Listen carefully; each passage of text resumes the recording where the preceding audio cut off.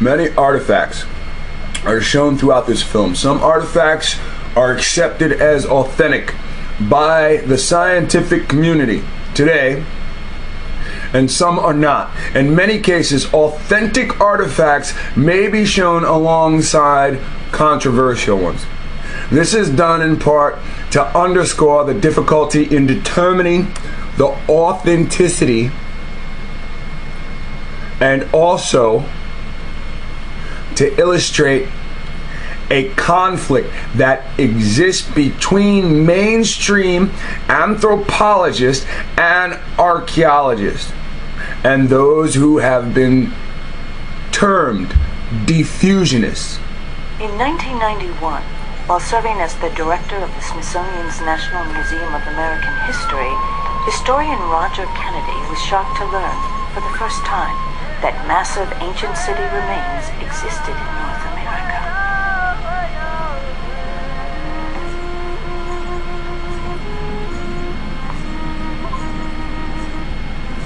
Very, very few of us were conscious of the immensity of a place like Monk's Mound in Cahokia, opposite St. Louis, which is bigger in its footprint than the Great Pyramid of Giza. We didn't know that.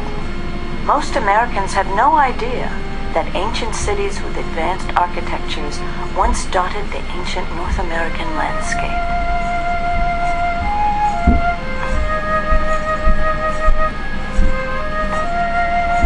Director Kennedy has since coined a name for such places.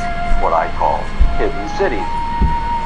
I use the term because these were very big places. There were more people, we now know, in Cahokia, across from St. Louis, than there were in London or Rome. There were major population centers in what are now Nashville and Cincinnati and Pittsburgh and St. Louis. Why is it that top historians... Did you hear that? There were population centers. I can't help the volume. I'm sorry. If you cannot hear too good, if you hear every other word, then maybe you should watch the video on your own. That's not going to hurt you. And he said there were population centers. And it's funny because the cities he names today, he's telling you these are where the population centers were. Now when he names these cities, these are today Negro cities. Cities with big Negro populations in them. Let's listen again. Dr. Kennedy has since coined a name for such places. What I call hidden cities. I use the term because these were very big places. There were more people, we now know, in Cahokia, across from St. Louis, than there were in London or Rome. So there's more people across from St. Louis before colonization than there was in Rome. And as he said, even the English that came here as invaders. There were major population centers in what are now Nashville and Cincinnati and Pittsburgh and St. Louis. Nashville, Cincinnati, Pittsburgh, St. Louis all have massive black population. I'm sorry. Excuse me. Afro-Indian populations. These people are so Afro-Indian, they stick in the ghettos that surround the downtown area. North, east, southwest, you will find an Afro-Indian in those cities. Nashville, Cincinnati, Pittsburgh, St. Louis. And you know there's more. All those Afro-Indian people of Chicago, Cleveland, the top historian of Toledo. I could keep going. Didn't know about such things, and why is it that they are not generally known among the modern public either? That people are unaware of Hopewell and Cahokia as world-class achievements, of course, UNESCO World Heritage Sites. Not only did Kennedy, as a historian at the Smithsonian, not know about them, at least one president of the Society for American Archaeology had never been to Cahokia, even by the time he retired at the age of 70. I'm actually one of the people who didn't know all that much about the Hopewell civilization, and in fact, I grew up in the Midwest. I'm from Michigan. There were tens of thousands of architectural consequences that are now hidden behind. There's just at least 150 red dots just spread all throughout there where the waterways are. Where are the animals going to go? Where's the fish at? In the waterway. Our junk and our architectural achievements. Once I started talking about it, I found lots of other Native people who had no idea that these sites existed and were there and what they were all about and the history of them. That to me in and of itself is amazing, that that level of just silence around this. We now know more about this silence. We now know that advanced ancient civilizations once inhabited North America, but have become lost to our modern memories, in part because of 19th century political and scientific agendas. So, your history has been hidden from you because of scientific and political agendas. That's the truth. Political and scientific. Amazing that that level of just silence around this. We now know more about this silence. We now know that advanced ancient civilizations once inhabited North America, but have become lost to our modern memories. Now listen to what they're saying. In this big mouth society, how can something as important as people existing before Columbus, how could that be kept hush hush? In part because of 19th century political and scientific agendas.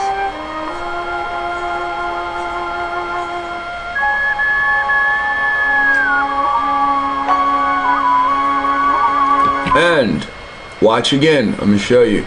Guess who introduces himself in this video? I'm telling you, introductions are freaking brief.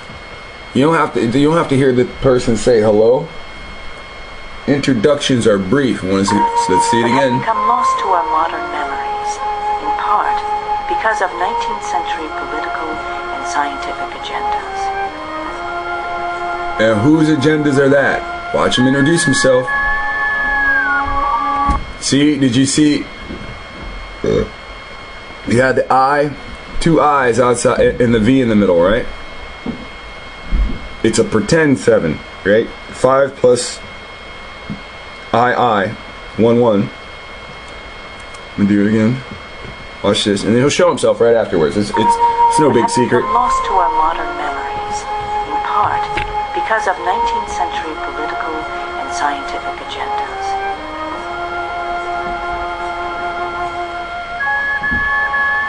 I-I-V-V, right? That's 7, but it's a fake 7, right? A real 7 would have had 2 I's at the end. It would be V-I-I, right? Watch. 3, 2, 1. Who did this to us? Oh, look, it's the person with the horns. You see those horns right there? Zoom in a little bit more. He's got this big freaking smile on his face. I did this to you. I did this to you. You want to see it again? I'm not playing around. Look. Look. How odd is it that it's a video about keeping history of all melanated people secret, no matter what kingdom they had, no matter who they belonged to in history. Now watch this. advanced ancient civilizations once inhabited North America, but have become lost to our modern memories, in part because of 19th century political and scientific agendas. And here comes this dude like the Noid.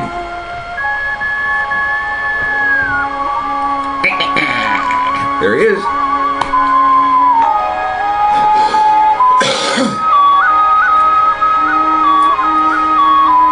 Even the devil himself has secrets about you. Advanced ancient civilizations once inhabited the North American continent, and this fact was common knowledge just 200 years ago. So, it's 2016. That means in 1816, this shit was common knowledge. It was common knowledge. Weren't we still warring at that time? Ah, you weren't all enslaved yet. You weren't all brainwashed that you stolen from Africa. Right? As Europeans moved northward from the Gulf in the 1530s and westward from Virginia after 1607 and westward from Plymouth Rock in 1620, they did learn that the place had been occupied for a long time by other people. George Washington saw major earthworks. The biggest architecture George Washington ever saw was created by Native Americans along the Ohio River. They were viewed by the early settlers, of course. They were so plentiful that it wasn't a surprise to have one on your property. These things were common. Oftentimes, many of them were reduced to nothing because they're used for landfill in a growing. Nothing. Now, if you went over there and you damaged one of their damn statues and shit, 50 of them come out with pitchforks and shit. Now they come, they steal your land, they chop down all your stuff, and then finally, your ancestors' graves, the earthworks, they just pushed into a fill hole, fill up a hill, even out a hill. Early settlers, of course, they were so plentiful that look at that. What is it even for? You'll never know because they don't want you to. It wasn't a surprise to have one on your property. These things were common.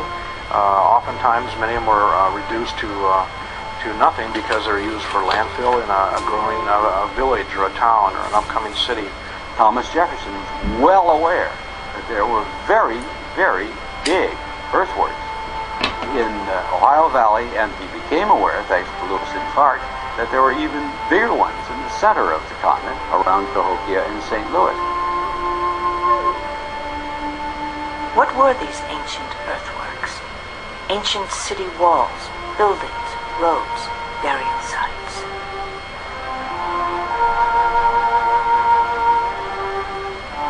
Burial sites. Artifacts of iron were found.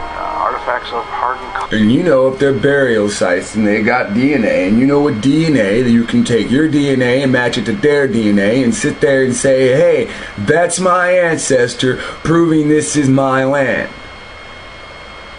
And that's the point of keeping it all secret. Copper, stone tablets with writing. Regular farmers just plowing their fields would really turn up literally bushel baskets of arrowheads, spear points, etc. And these things were commonplace. You ever notice you see some shit, you know what it is? You see some shit that stands out and is all different, and you're like, what is that? Let me show you this. They got a sex toy up here.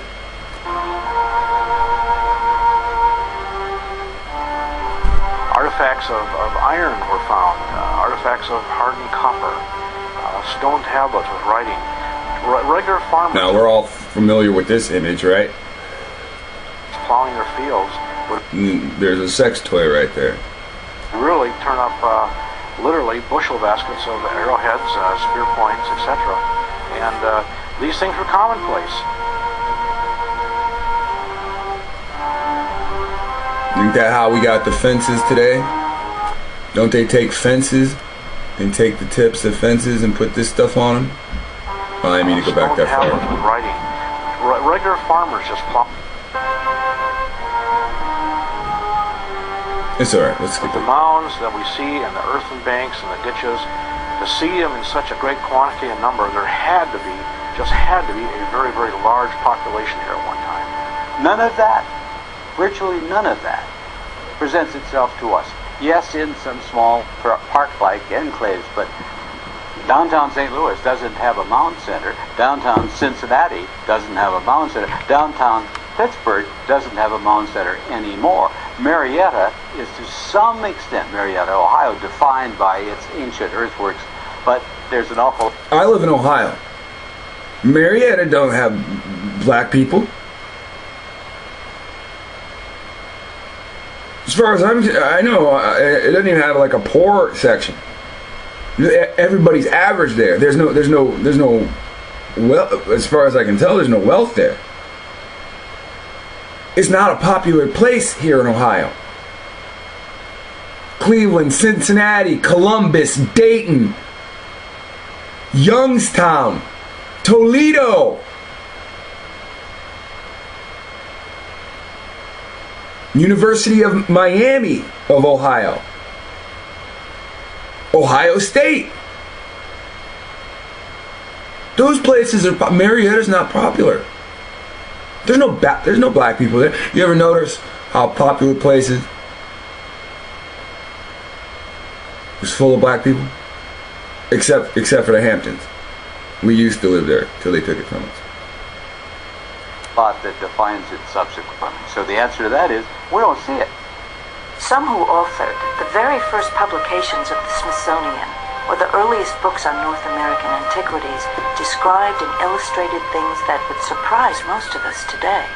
Some people, such as Caleb Atwater and Squire and Davis, they believe the artifacts that they were finding around these mounds and cities and earthen structures, that this was representative of an advanced civilization. This is the very first publication of the Smithsonian Institution. This is the work that Squire and Davis were able to complete in the late 1830s to the early 1830s. Listen close. This is the 1830s. All right, the thing that we learned about recently was from the 1890s. When we deal with Powell blocking our heritage, that's in 1890. Now these are the books from the 1830s from the Smithsonian. Same place. And cities and earthen structures, that this was representative of an advanced civilization. This is the very first publication of the Smithsonian Institution. This is the work that Squire and Davis were able very first publication to complete in the late 1830s to the early 1840s in what's called the Ohio Territory, which primarily worked in the state of Ohio, showing the monuments and the vast cities and the greatness that they must have had.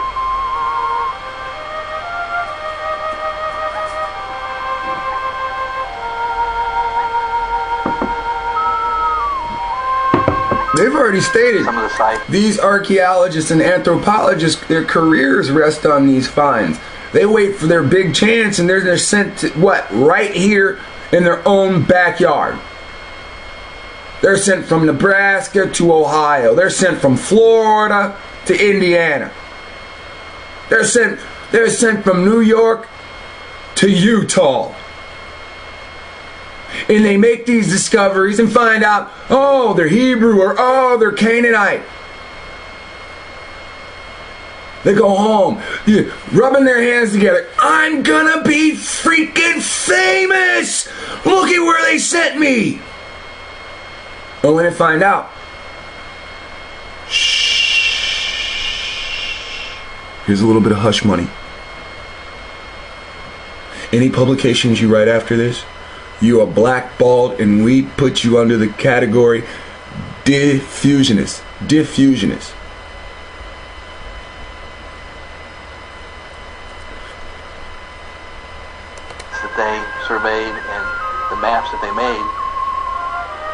Because our only knowledge of these sites even existed now because they were destroyed or they were intruded upon and their original configurations were greatly altered.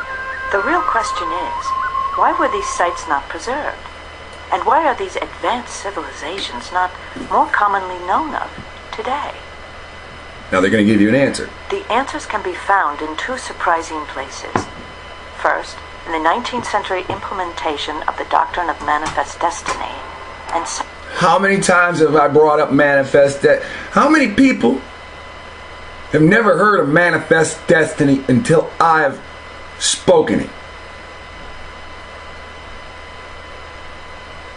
These things have manifested their own destiny on top of us. Now listen close.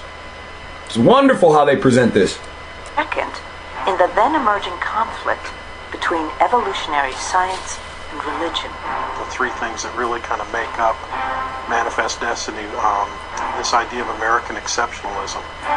Another idea encapsulated or included in manifest destiny is the ideal that not only are we unique and our institutions are unique, but we have a unique mission to spread that and to take that across the continent. And then the third area is that we are uniquely qualified or called. It is our destiny. This idea of... See how all this war talk, see the war music in the background? Unique. We are unique. It is our mission. It is our destiny. With the war music the whole time. You understand? War music during things like that encodes people, and this is why this information is dangerous. They came with a military mindset, preaching Christ and stealing. This is the portraits that they draw. We followed an entity. Then they show you the Statue of Liberty. It's Minerva. It's this. It's that.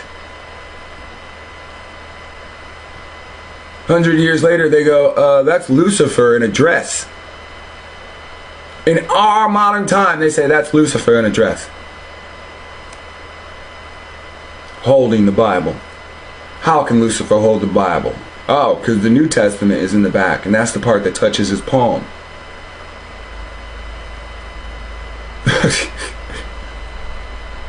To spread that and to take that across the continent. And then the third area is that we are uniquely qualified or called. It is our destiny. This idea of the different races not only having separate creations, but perhaps they also had different capabilities. That's where that played into it. So they promoted ideas that there are separate creations.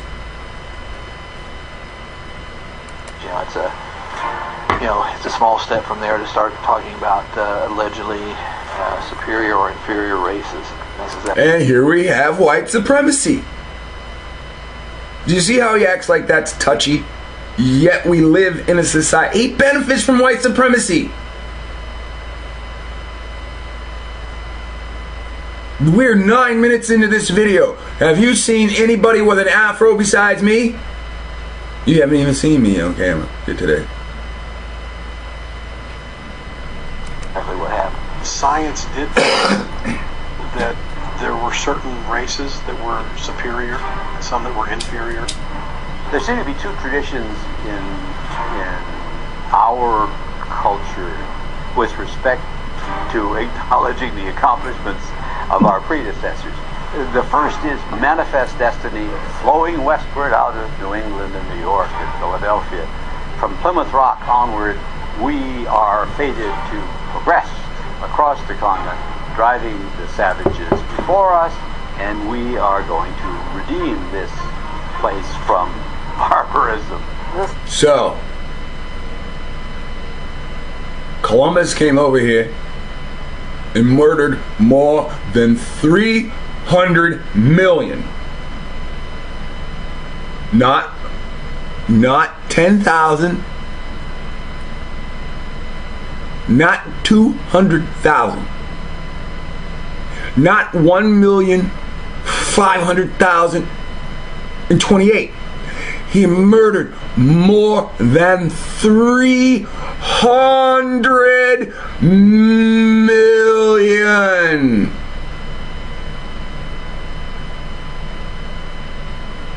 And these people tell themselves they rescued the promised land from savages and barbarism. Like, understand, if 10% of the tribes that were here, you know, Kevin Costner, 500 nations, right? 10%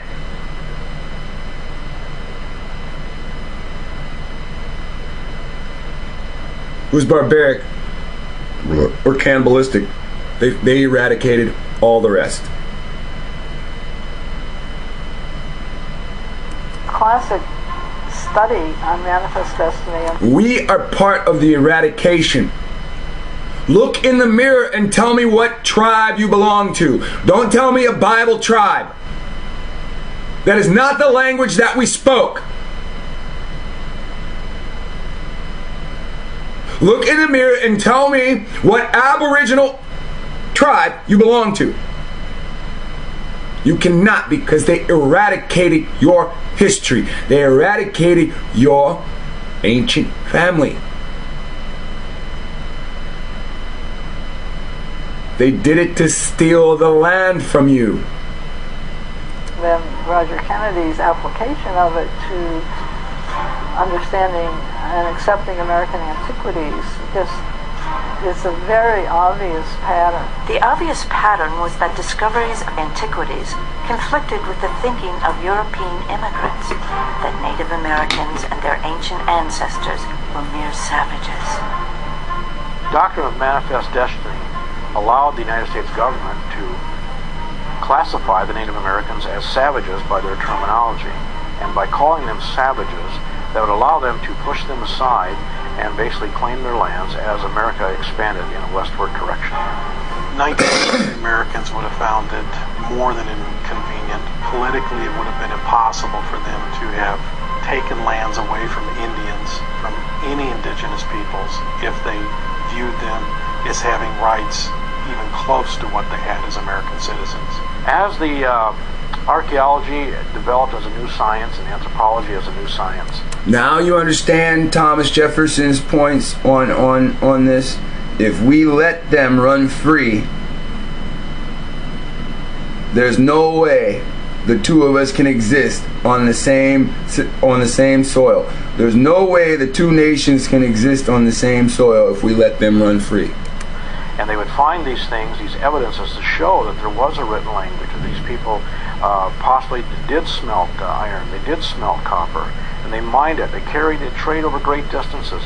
These were theory coming from our educated scientific community of the day, became directly in conflict with the manifest destiny ideas put forth by the U.S. government. Well, it's not surprising to me that Native people in this area at this time were working copper and had extensive knowledge of copper.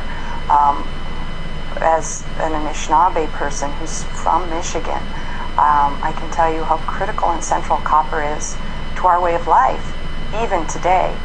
With it being so central, of course we had to be very skilled at mining it and having it be getting resources and sharing those resources and spreading them around. You know, it's not, for me, when I think about it as an archaeologist, it's not just the implements and the level of technology. It's the wider network that would have had to be developed to make that happen. You know, where the copper was coming from, how far away that was, and what I find students are always really surprised by is the extent of those kind of trade networks that we don't see again in this country until much later. There was every pressure to see the Indians as intellectually inferior and primitive, and a whole set of policies that... See, you've robbed somebody for their trade routes. You've robbed somebody for their trade, their goods, their property. And you've robbed them of their lives and their livelihood. There's a nation of people at home that you have to make this sound legitimate to. You understand that? The people that encourage their children to come over with Columbus and come over later, they have to believe they're doing something right. If they knew they're just joining in on wickedness, they're not going to get on the boat. Now that's different once they get here and they see the wickedness that they're all participating in. Would keep them from showing that you understand, the people in this video are making this video because they feel like they have a moral obligation. It doesn't matter if they're blackballed. It doesn't matter if they're in the category of diffusionist or diffusionism. This now plays on what they call white privilege. These people are not feeling the mode of white privilege. The system has crashed on them. Yes, financially, but yet and still morally.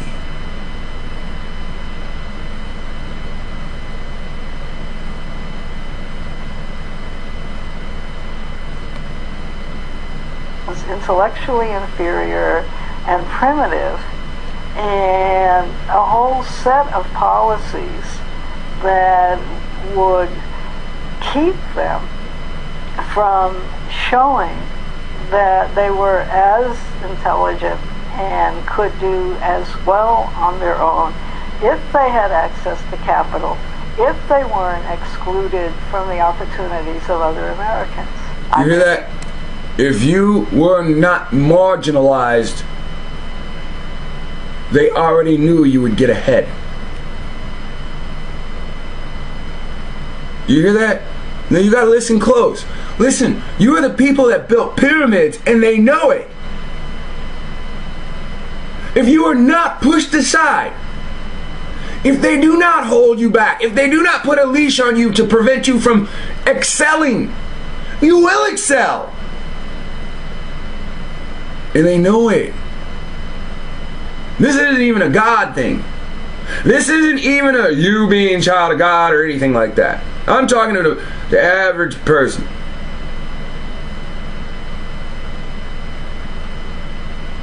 Each Caucasian that runs around here at the benefit of white supremacy. If they see you who run around with the anchor of white supremacy holding you back, if they see you excel, they scream no fair. How can that descendant of a slave excel like this? Remember the video where it showed Kobe Bryant made more money than an important doctor? And the news anchor, she almost lost her cool.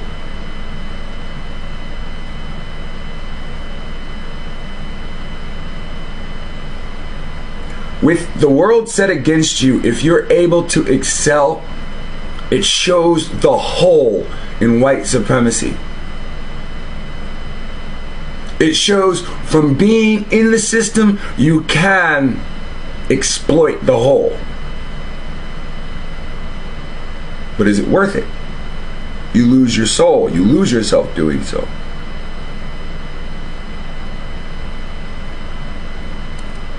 Intellectually inferior and primitive.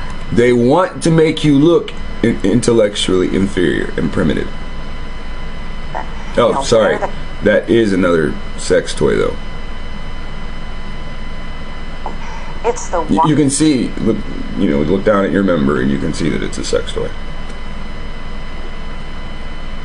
wider network that would have had to be developed to make that happen. That's a pipe? You know, where the copper was coming from, how far away that was, and what I find students are always really surprised by is the extent of those kind of trade networks that we don't see again in this country until much later.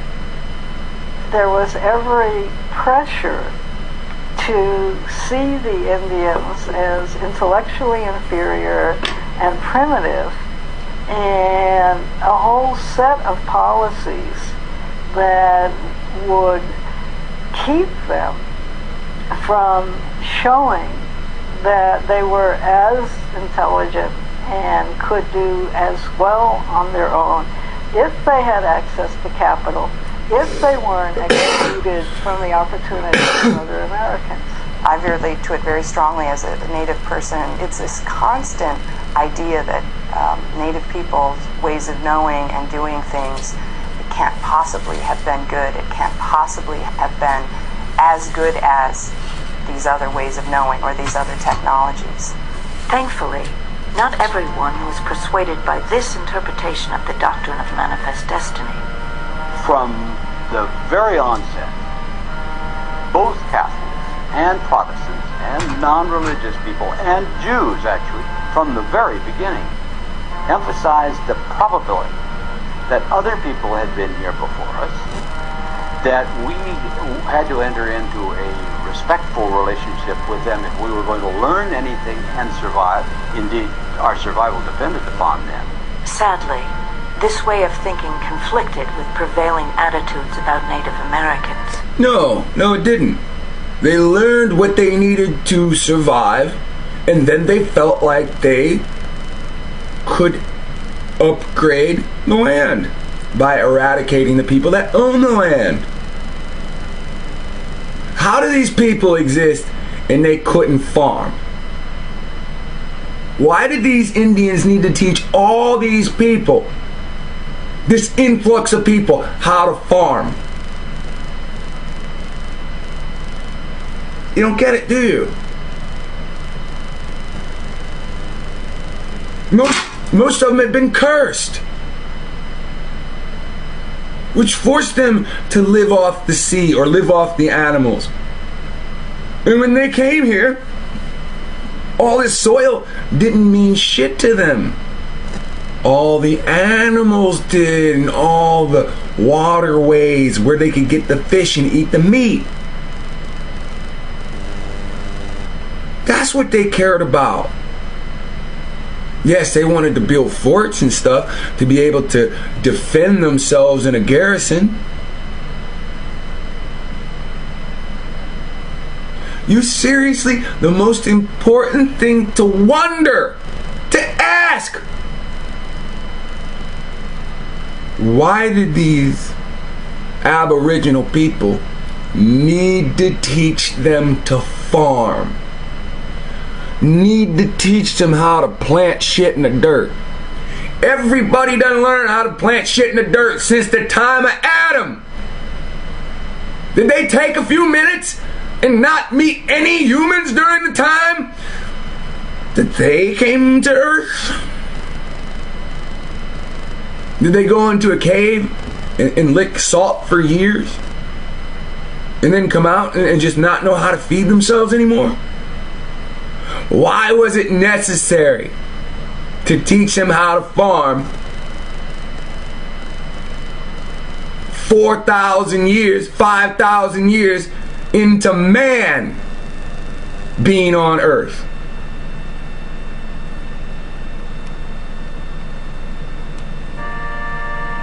Roger Williams, founder of the First Baptist Church in America, in the mid-1600s, believed that indigenous people were not only fellow seekers, but that, quote, the Indians were probably of Jewish descent of the lost tribes of Israel.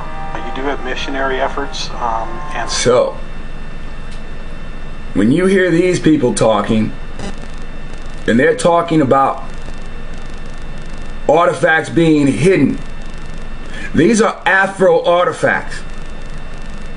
Yet and still, when they talk about this, they constantly put non-Afro peoples on screen.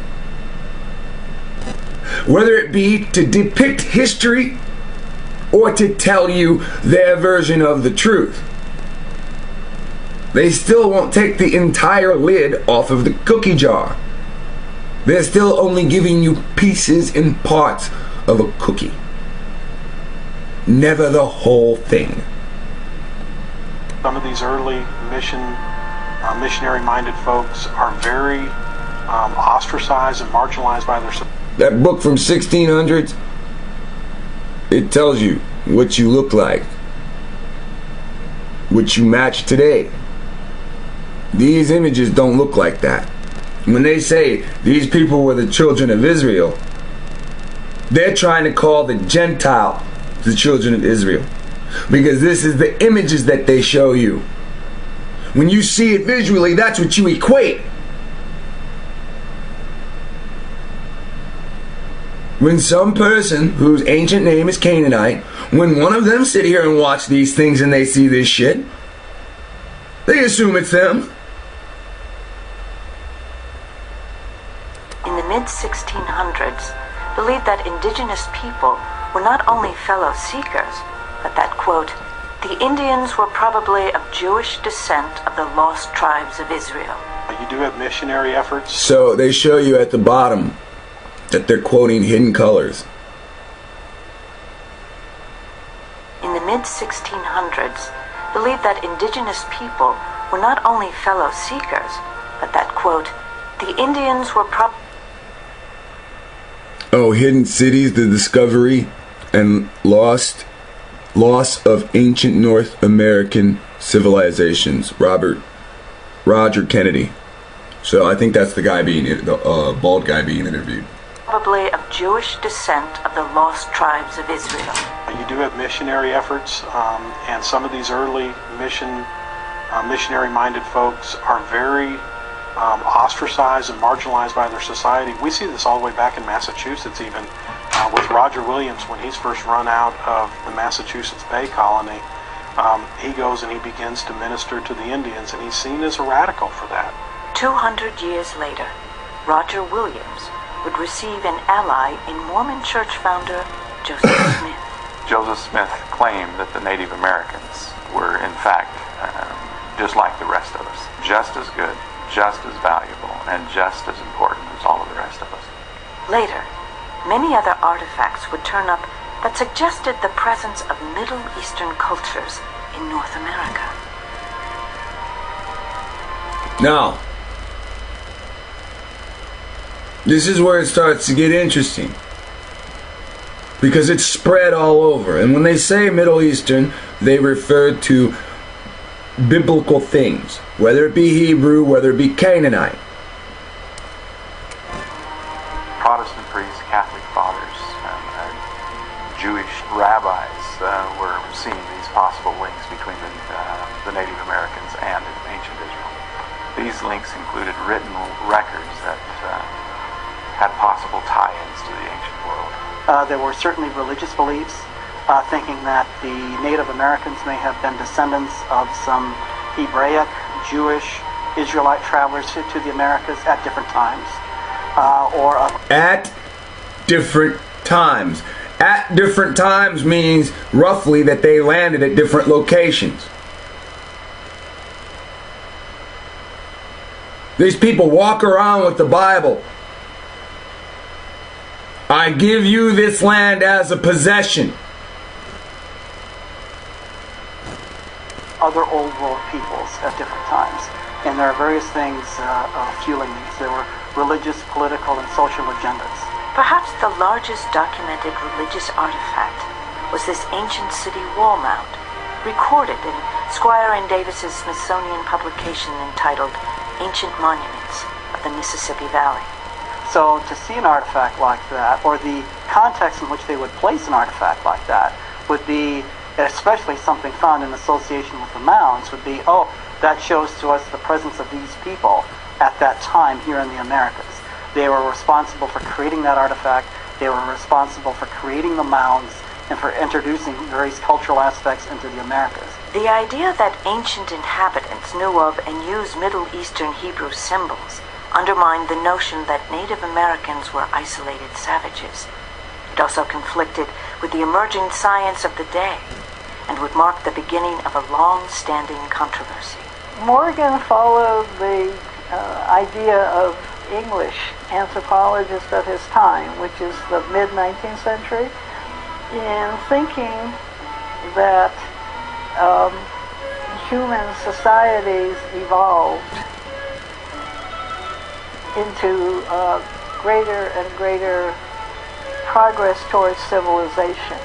Lewis Henry Morgan, along with Herbert Spencer, would be credited with developing theories of cultural evolution. Cultural evolution is an interesting way of viewing human cultures. I think we still have some remnants of that with us today, but at the time, people... Again, we live in what's called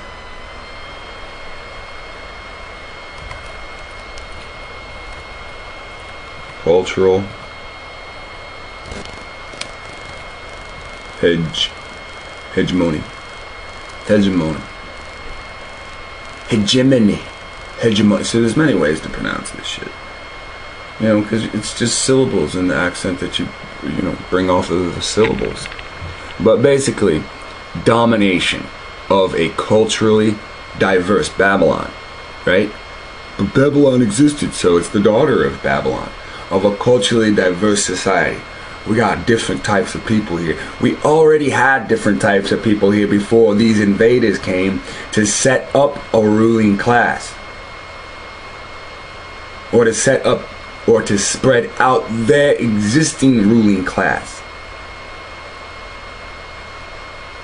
Who manipulate the culture of that society. The beliefs, books, TV. What are good books? These are good authors. These are bad authors. These are school books. This is what your children should know throughout society. The ruling class who manipulate beliefs, explanations, perceptions, values, mores. So that their ruling class worldview, how the world views them because of their Christian values.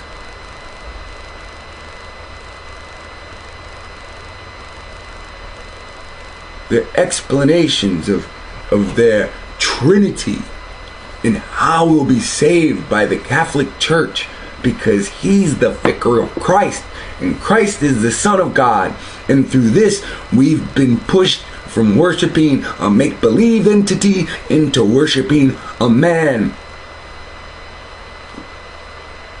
in a gown that rides the beast that's been set up by the ruling class. So their ruling class worldview becomes the worldview that is imposed.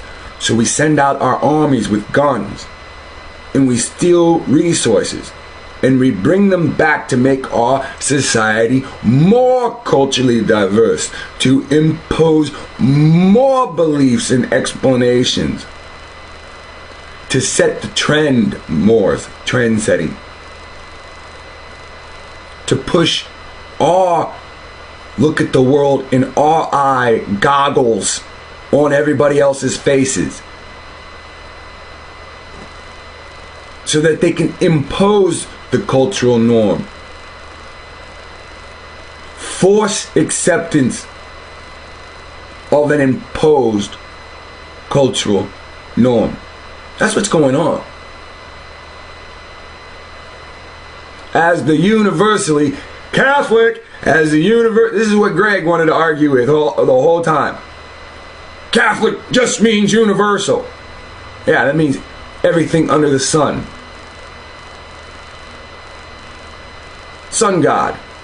I take the authority of the sun God and kicketh ass and taketh land with it.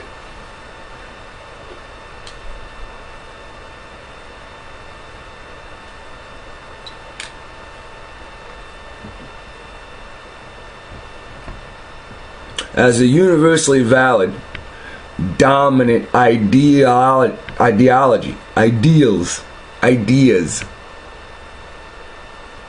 It's my idea that I'm better than you. So you show the world that I am. Bow to me. That justifies the social, political, and economic status quo. Moore's status quo as natural. See, it means making society as a scripted TV show, and then when it's filmed by the news, the rest of the world thinks it's natural. Don't film the guy over there with the gun. Don't film the guy over there with the cue cards. Don't film the guy over there holding the mic. Make it look natural. Rather than as artificial social constructs that benefit only the ruling class. And you people, and the people that live near you, and the people that live near them argue, now what? The 1%! The one, like a puppet with someone's hand up its ass. The 1%!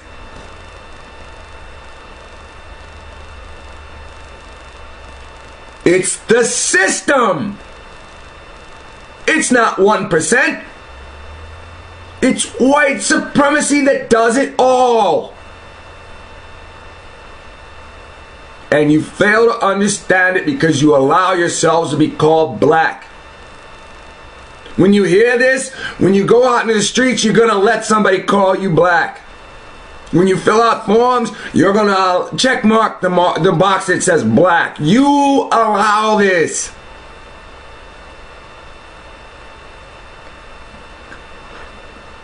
You're not changing tomorrow.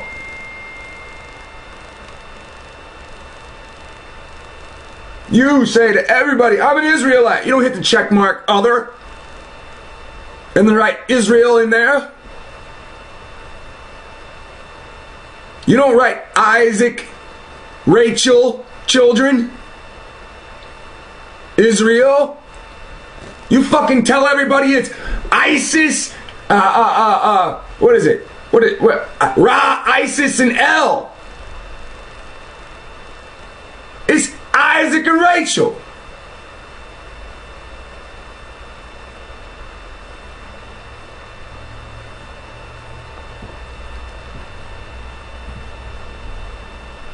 Or Rebecca, I'm not sure. Maybe I forgot.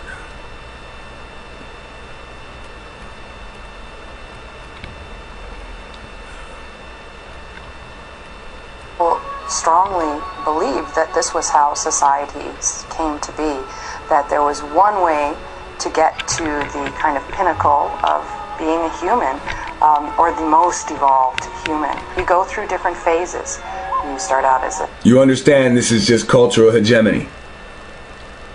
This is some European intermingled with Canaanite telling you this is how society forms itself. When years ago, Karl Marx already broke it down.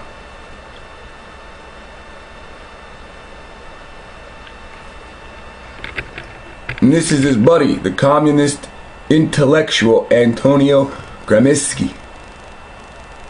Developed the theory of cultural hegemony to further the establishment of a working class worldview, to put people out of the forest into the cities. Working class. You build shit in the cities. You live out in the forest. It was to get everybody out of the forest. Savage, you then learn and experience things through your environment. You work with your technology increases, you become somehow more advanced and move through the stage of barbarism, and then eventually you reach the pinnacle of being an evolved human, which is civilization. Morgan's theories of cultural evolution labeled Indians as savages and some religious people as barbaric. That was very racist, but was accepted by just about all the leading intellectuals. If Morgan influenced the leading intellectuals of the day... See, it is very racist. They're controlling government.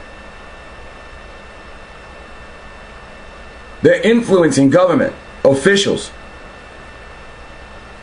Influenced Morgan. Contemporary Presbyterian preacher Charles Finney wrote this, quote, outcomes of enthusiastic religion in Western New York feed into the formation of ethnological conceptions for Morgan, unquote. One such outcome was the publication of the Book of Mormon, professed to be translated from the ancient record found in upstate New York by Smith. Smith claimed that this record had been written in a reformed Egyptian language. Morgan's ethnological conceptions would become the extreme opposite. Natives were not as evolved as those from the Old World. Morgan biographer Leslie A. White would sum up Morgan's views of religion. Quote, "If you were for theology, you were against science, and Morgan was definitely for science." Unquote. Still, some modern historians believe that too much has been made of the 19th century conflict between religion and science. The reality of the ancient American past got caught up to some extent in that set of bickers. The simple-minded controversy between science and religion has contaminated, distorted, and diverted both religion and science. But people living at the time recognized a huge conflict between science and religion. In 1883, minister and scientist Dr. Stephen Peet, who was a member of 10... Here's the problem. If archaeologists and anthropologists are scientists, science is ignoring the ancient world that they have destroyed, that we live on top of. Religion at that time was pushing for science to analyze its own material. Again, if anthropology is a field of science, then they should study these bones and broadcast the truth, print the truth. See, that's the disarray that's happening. That's the conflict of interest. It's not as if religion is arguing the distance to the sun. They're arguing that there are dead bones here, study them because we think they're from our religious books that we took from other people hundreds of years ago. Theological organizations published one of the most thorough books on the mounds. He claimed that anthropology had become the battleground for all of the conflicts of thought now going on between revelation and nationalism, faith and skepticism. See, now this is a great point. Now, I'm sorry I didn't let the quote get out first. But see, anthropology, again, is a science. It's supposed to be cold, hard fact. Not picking and choosing what you ignore. Religion is picking and choosing what you ignore. You see the opposites here. Complete a scientific field that's acting like it's a religion, and a religion that has to act like it's a scientific field. All to hide you. That's what they did. Pete, who was a member of 10 archaeological organizations, published one of the most thorough books on the mounds. He claimed that anthropology had become the battleground for all of the conflicts of thought now going on between revelation and nationalism, faith and skepticism, creation and evolution, etc. Etc. means Another white versus Thomas black. Troutman would write that Morgan felt, quote, "the monolith of religion must be abandoned," unquote. Morgan's new scientific ideas were shared by fellow New Yorkers E.G. Squire and John Wesley Powell, who would both become highly influential in science and in manifest destiny. Coincidentally, both Powell and Squire's fathers were Methodist ministers in 1830 in Palmyra, New York, and were likely part of the enthusiastic religious climate at the time. Squire is very interesting. On the one hand, he early in his career, at the time when he's out here surveying and excavating mounds with his partner Edwin Hamilton Davis, he actually defended the intellectual capability of Native Americans. At that point in time, he actually argued that the Mesoamerica and North America, he said, that people who could invent calendars that were more accurate than those of who could be said to be inferior, that he would defend their capacity to learn. A little bit later in his career, once he had became kind of an agent of, during his diplomatic career, he was a U.S. diplomat to Nicaragua, and he then is kind of an agent for American expansion. At that point in time, he's starting to talk about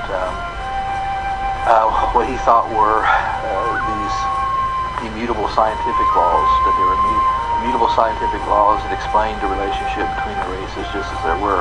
So he's beginning to internalize more of this polygenist thought later on, but he sees it having application, so it's kind of polygenist thought. The justification for American expansion. Thus his role as an advocate for the United States expansion seemed to alter his views of the intellectual capacities of Native Americans.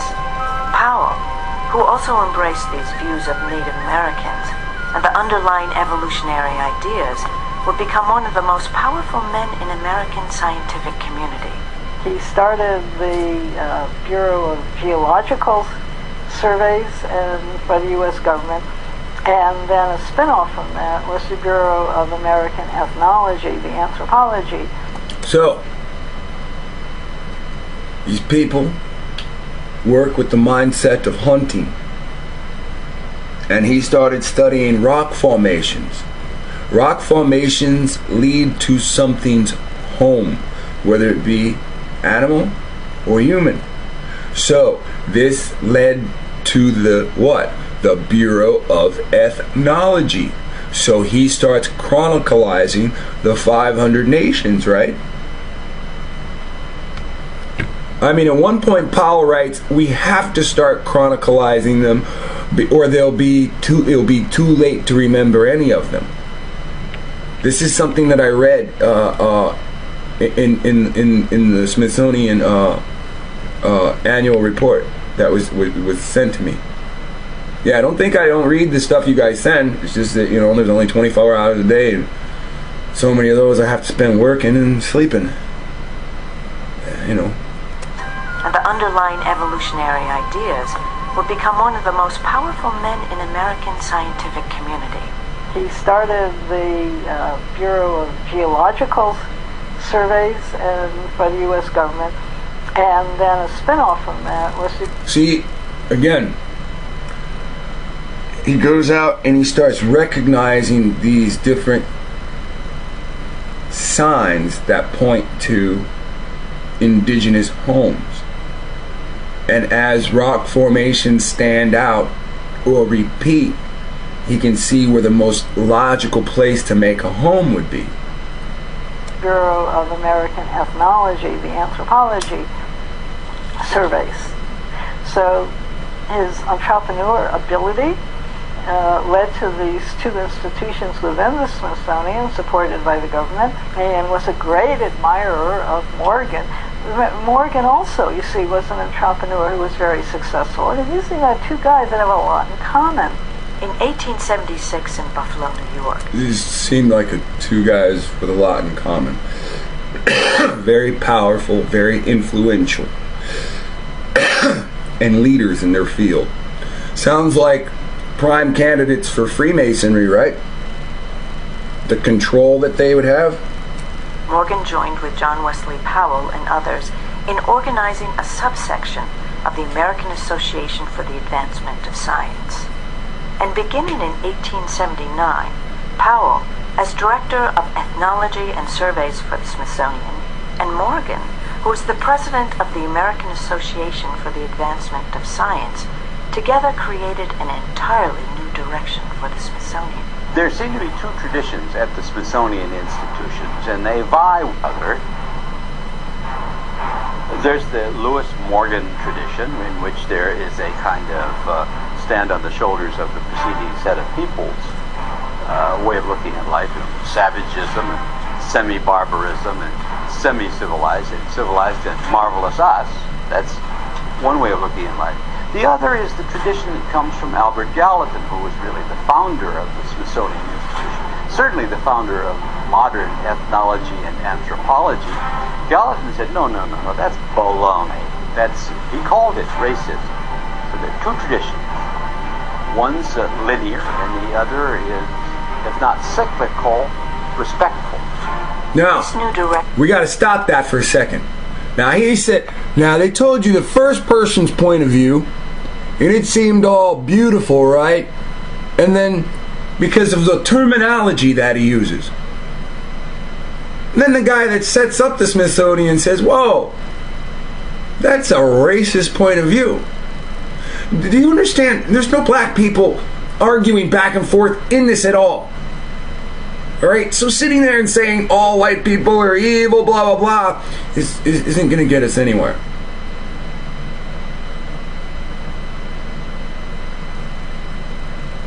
What you're not realizing is once you separate from them, the good ones and the bad ones that desire you are going to come. Even though we're leaving Babylon, we're kind of making our own Babylon. We can't tell if every black person is black. We can't tell if each person that calls himself black is Hebrew.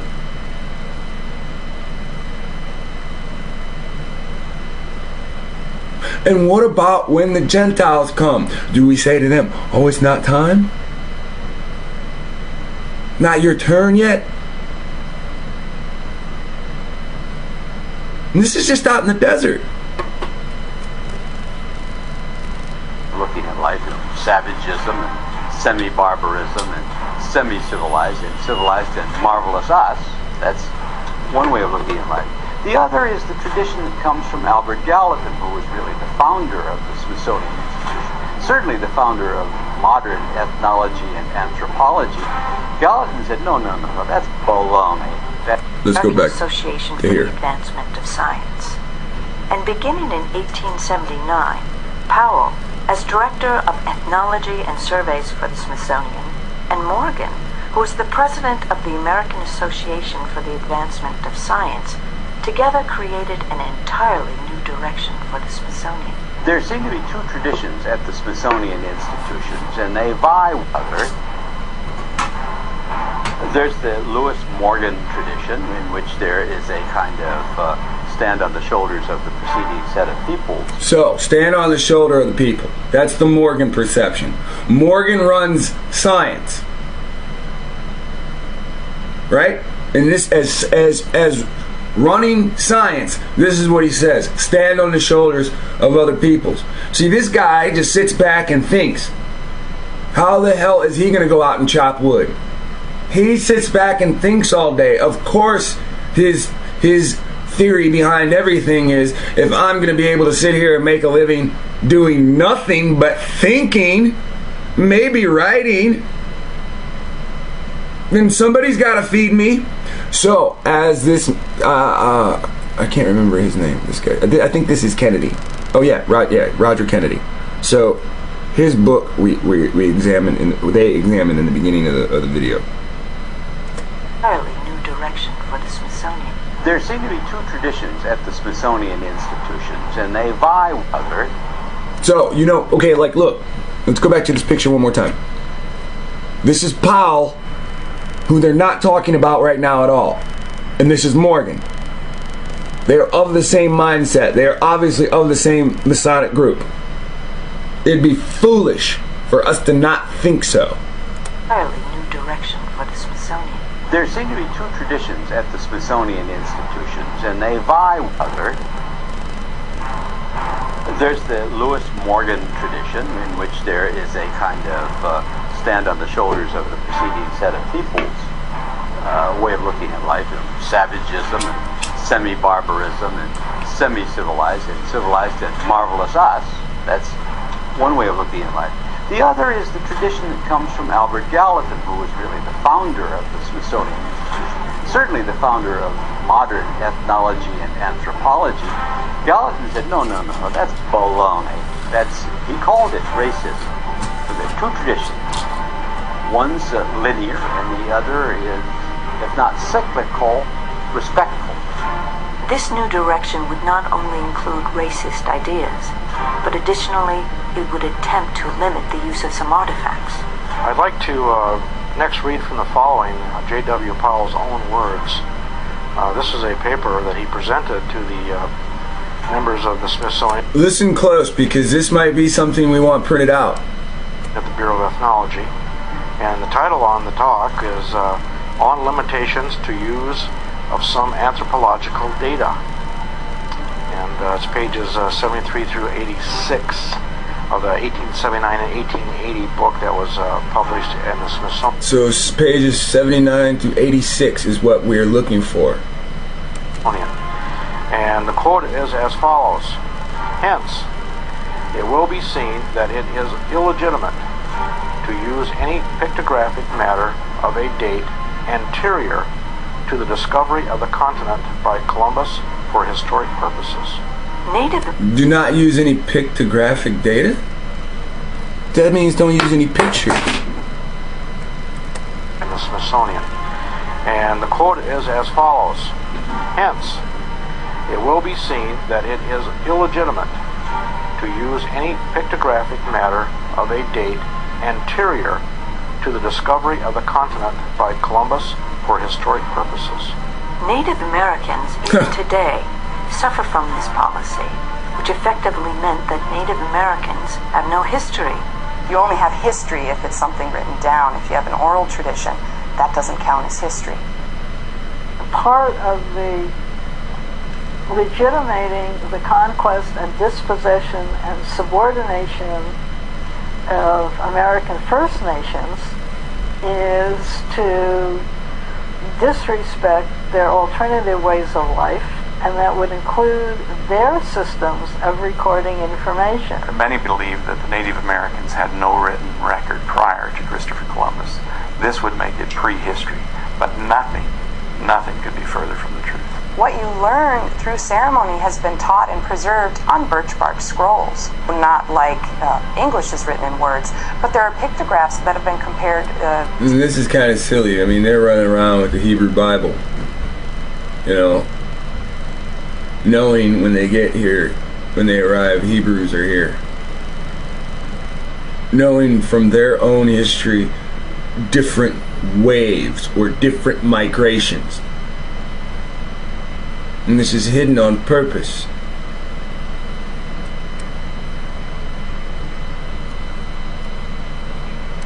For example, Egyptian hieroglyphics. We do know that there are certain people who are charged with being the stewards of those scrolls and taking care of them. So they would have closer access to be able to look at and keep those scrolls. Yet many still believe that Native Americans had no written language.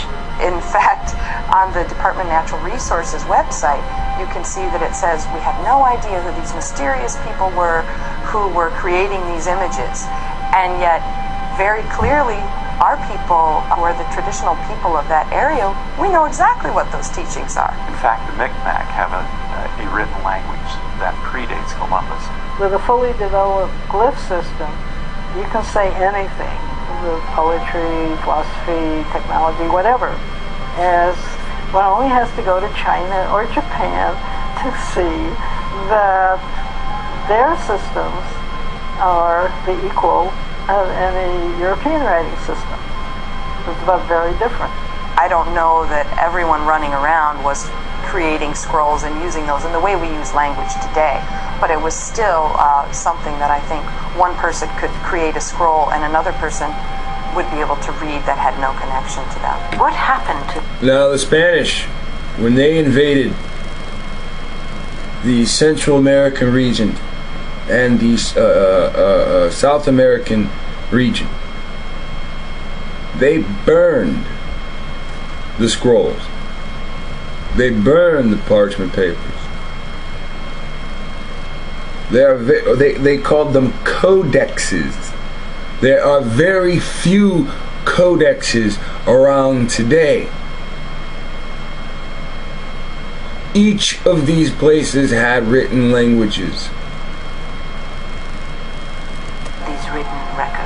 But it is another irony that we find that we're said to not have any kind of written language or history, and it's also the irony is this European injecting herself as an ancient. That's the irony. Stored in the shelves of the museums. Every museum, small or big, has a great quantity of stuff that's boxed up that hasn't seen the light of day for literally 100 years. And we've had the American Indian Religious Freedom Act in this country. You know, in 1978, supposedly we can practice our religion freely.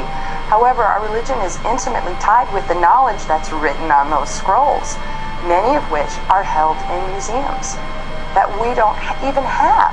Again, there's this irony of saying no written language, no sophistication, etc., etc., but yet there sure is something that museums want to hold on to. In fact, artifacts containing what appears to be written language excited great controversy when they were originally discovered. According to the scholarly Journal of the Ohio Historical Society, quote, "No subject received more attention or stirred more controversy among archaeologists in the 19th century than the authenticity and presumed meaning of the engraved stone tablets that were periodically recovered from the mounds. Some members of the Ohio Association were among the staunchest defenders of a so-called lost race theory, and many had little doubt that the mound builders were descended from one of the ancient civilizations of Europe or the Middle East, most likely the seafaring Phoenicians of Hebrew or Arabian origin. Was the scientific... Now we know that the Moors, which are Canaanite, and Afro, we know that they are mound builders. So we have scientists saying that Phoenicians might have also been mound builders. So if you dig up one mound and it doesn't come back as Afro descent, do not get discouraged. You were just told Phoenicians were also mound builders. And Phoenicians, from what I understand, since these Canaanite Indians, for the most part, retain their history, the Phoenicians know who they are today. They're in some kind of contractual deal not to reveal who they are today. The community reacting to these origin ideas? Dr. Stephen Peet may have thought so, and actually charged wanton destruction of the mounds. Whether intentional or not, whether motivated by religious or political agendas or not, modern experts agree that wanton destruction did occur.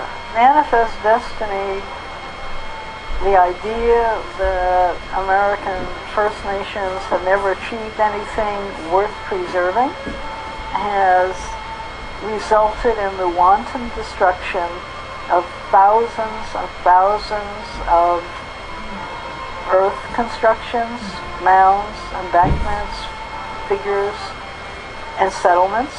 So we have lost an incalculable amount of archaeological data because of no appreciation of their value. Because if you understand what they're digging up, it's your ancestors. It's the evidence that you were here and not from Africa. And that's what they're removing. The removal of the proof that you're Aboriginal. Value for historical purposes. I think the origins of our pattern of obliteration and ignorance of the past of ancient America lies in two ways. First, we thought as a nation that we were starting something brand new. Our founding documents are full of new start, new page, new everything, new order of the universe, we say in our national tale. Powell had become a national hero for exploring part of this new land, the treacherous Colorado River. But what he is not as well known for was his defining of the origin and evolution of Native Americans. he was more interested in putting to rest what he called the mound builder myth, the idea that these mounds had not been built by the prehistoric ancestors of North American Indians. There were some people who were arguing that the mounds had not been built by any of the existing groups of North American Indians, and they would use the word race indiscriminately. There were others who did argue that no, these were non-Indian peoples in a biological sense, and that they were built by Europeans. But what Powell really wanted to do, he had a research agenda at the Bureau of American Ethnology, and that was he wanted to unite archaeology and ethnology in the common study of American Indian. So what Powell wanted to do was break the idea down that, that archaeology and ethnology, in other words, studying living cultures of North American Indians, and then studying them on their own terms, documenting as they exist now, but also then looking at archaeology not as studying the record of some exotic European culture that was once here, but looking at archaeology in light of ethnology. This was an earlier stage of existence among North American Indians. The Powell agenda forced artifacts to be viewed only through the lens of currently observable savage Indian culture. See, what Powell was doing is Powell was going around recording the history that he could to make credit for himself. You see him out getting the picture taken out there? See, they still got most of these Indian tribes. War hasn't happened yet to a mass extent. I'm just joking. Now, what time did Powell live in, right? What time did Powell live in? So this is well after Jackson. Well after Jefferson.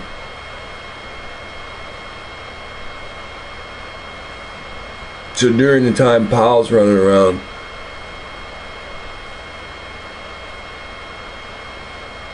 is slavery going on?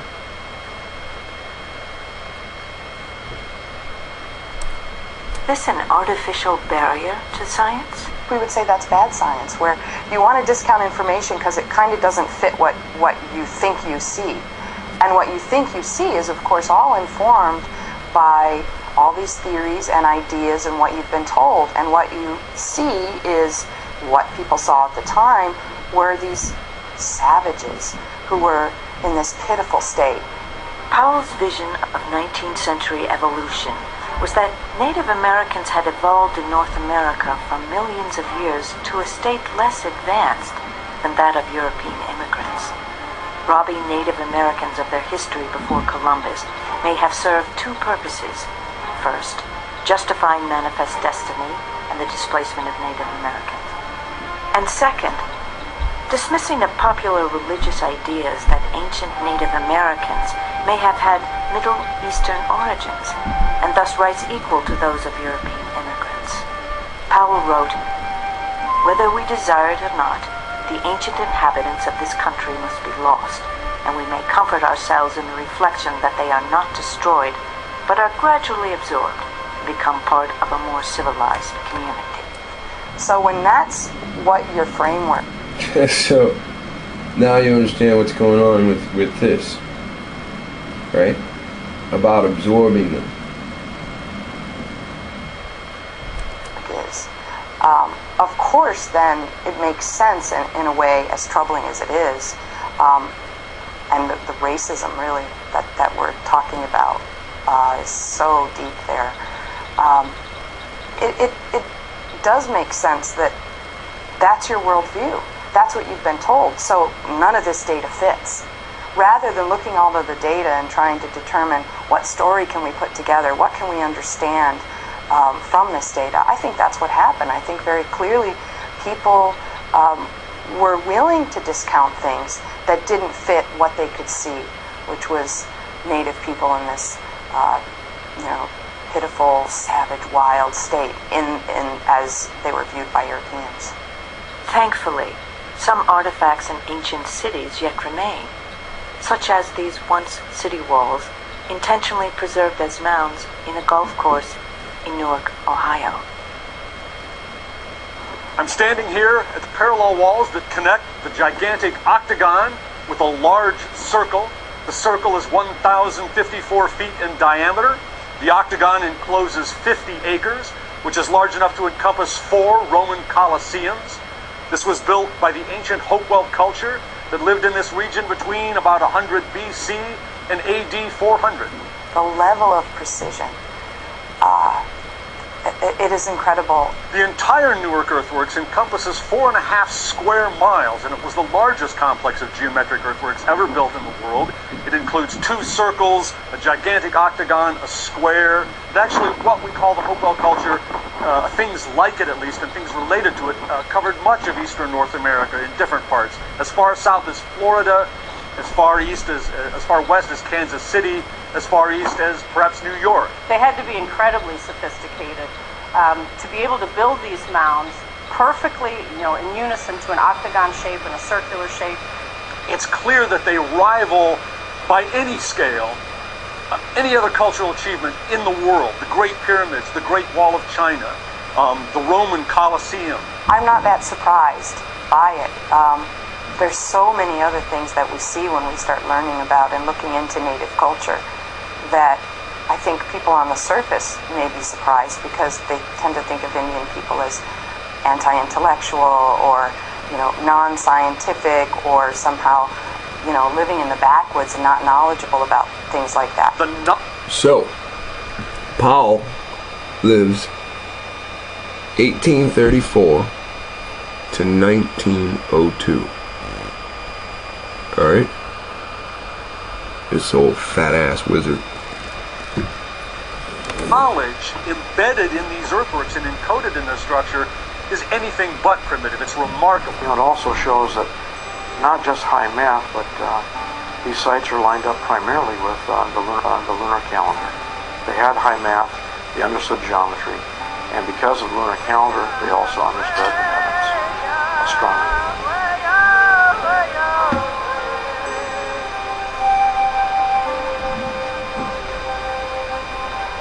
What I've learned now is... So that's something interesting,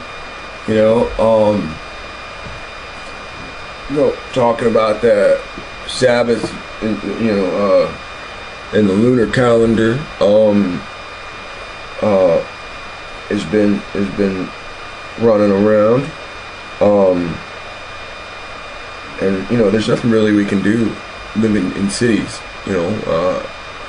Every night the moon's blocked by some other building, but it is something we can do. We can study all of this uninterrupted, with no buildings around us. Just how amazing they were in terms of their knowledge of the solar system and of mathematics. And then they had a unit of measurement was 606, which they call the stade. One side of the Great Pyramid, from the base to the tip of the apex, is 606 feet.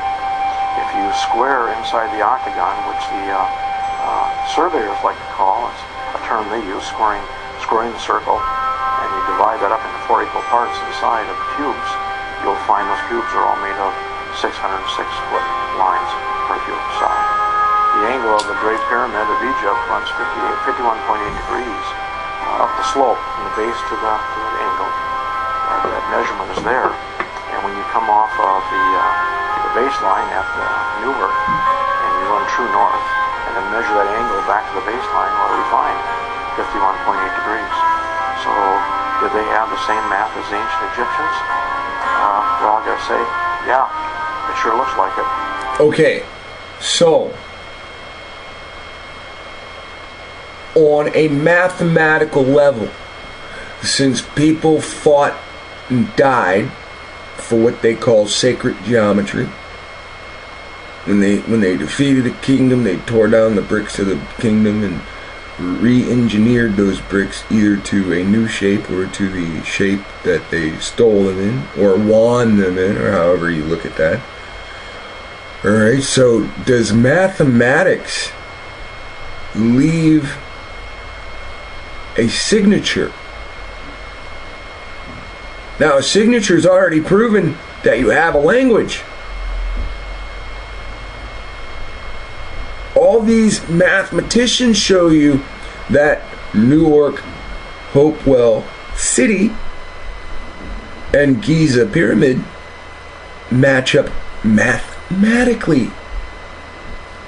Is that not the architect or the family of architects signing their name?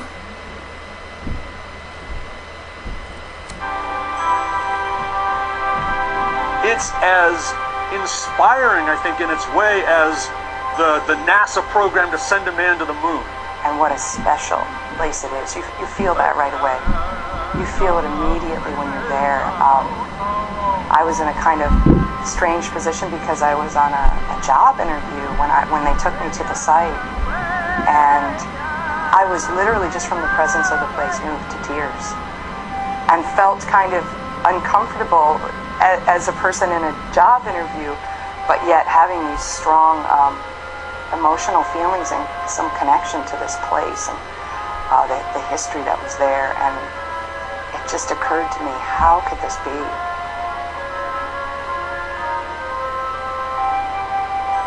Faker. The people who created That's what pisses me off the most. You know, this is a European, you know, and she might have some kind of Canaanite blood in her. But, you know, then she's like, oh, I'm from Michigan, and, you know, the Hopewell stuff is in Ohio. All right, and that's like, that's not two different states. That's, you know, the distance between many different tribes because of all the water sources. You know, so she's like, oh, I came to see this at Hopewell, and I was like, oh, I was almost brought to tears because I could feel it, you know, and you know, I was on a job interview. I didn't want to just, you know, because, you know, come on. You're like, you see, this is classically what Mike said. This is them that say they are Jews and are not. They're going through the emotion. What they've done to us, and you're not us. If you take the people that did this and you and put you in the same room, nobody would tell the difference between you.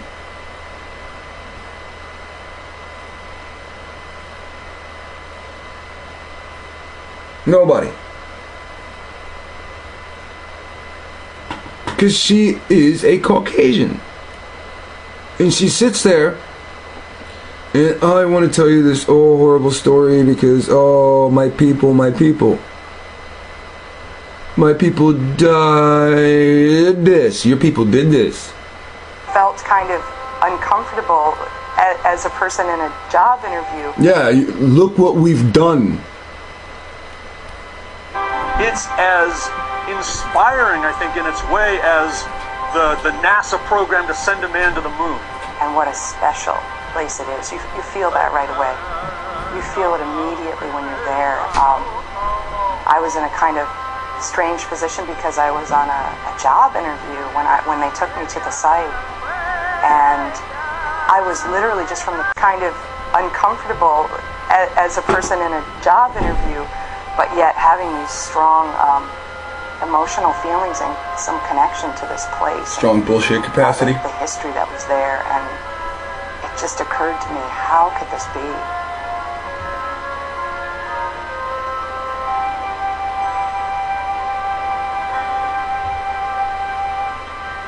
The people who created the settled places, the agriculture, the urban design, the engineering, and the astronomy that preceded us, preceded we European Americans, are not quite us. They are other people we felt. And in the European American tradition, there's a long, long history of our saying to ourselves, oh no, that's those people. And those people can't be as good as us people. They couldn't build those great big things. Have these traditions affected our scientific thinking? Did we, because of cultural biases, fail to recognize the advanced nature of ancient mounds and artifacts? the presuppositions that scientists go into the field with comes out of our cultural tradition. If you want to earn a living as an archaeologist in a university setting with the opportunity to teach and some support in publishing, you have to not challenge the senior people openly. And depending on the department, of course, there may be more or less egotistical senior people. It's like the chute in a corral, and the animals are basically trapped. They can't go sideways, they just go through the chutes. You can think of that as academic employment. While not everyone in academia may agree with this position, if true, it may also be true that Lewis Henry Morgan and John Wesley Powell, in their time, helped to build the corrals of appropriate professional archaeological thought, casting doubt on many archaeological artifacts dating before Columbus as avocational, amateurish, and therefore questionable. Historian Barnhart disagrees with this notion. But they were avocational in true sense of the word, is there was no professional archaeology at that time. There were no specialized journals of archaeology. There were no specialized conferences. That begins to happen in the late 19th century. But at that time, archaeology had no professional or institutional setting, and it was really done by a lot of talented amateurs in the true sense of the word.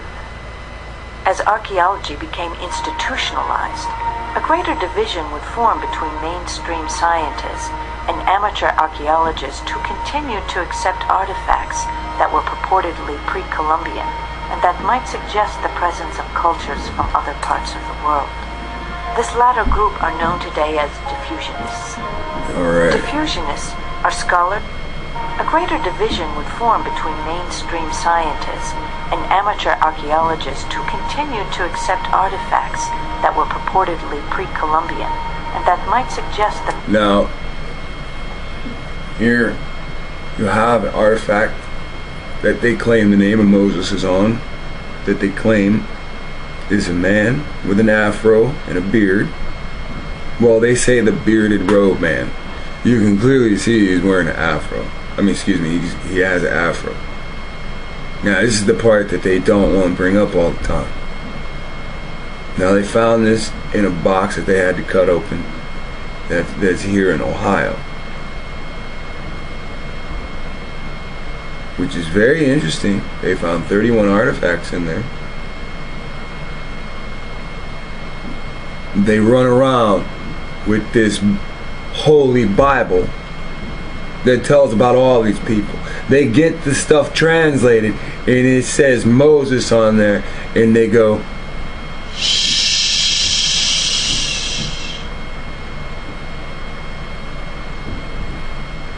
why? Because he's got an afro. They show you each of these pictures. You can see it for yourself. Hey, open up the video. Ancient American History, Explanation Point by O. Miller. 42 minutes flat. 42 minutes flat. Beard and afro. It don't matter what anybody else say. It don't matter what pictures they paint about this or that culture claiming that they're Hebrew or anything else. The people that wrote in Hebrew made an image. You know, I know that they weren't supposed to, but they did. And that right there is an image of a nigga. Now I'm tired of all this shit. That image alone solidifies the promise that's in Deuteronomy 34 unto the land that's in Utah.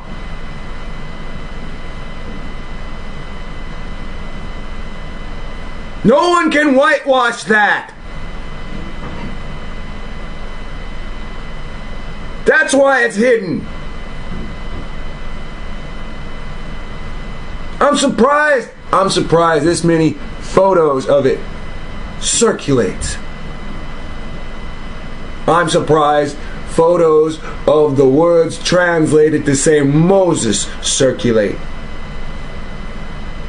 That's how you know we're in the last days. All information has been brought free. You get to find anything you want for free. This video was made in June last year. These images been circulating since they done dug this up.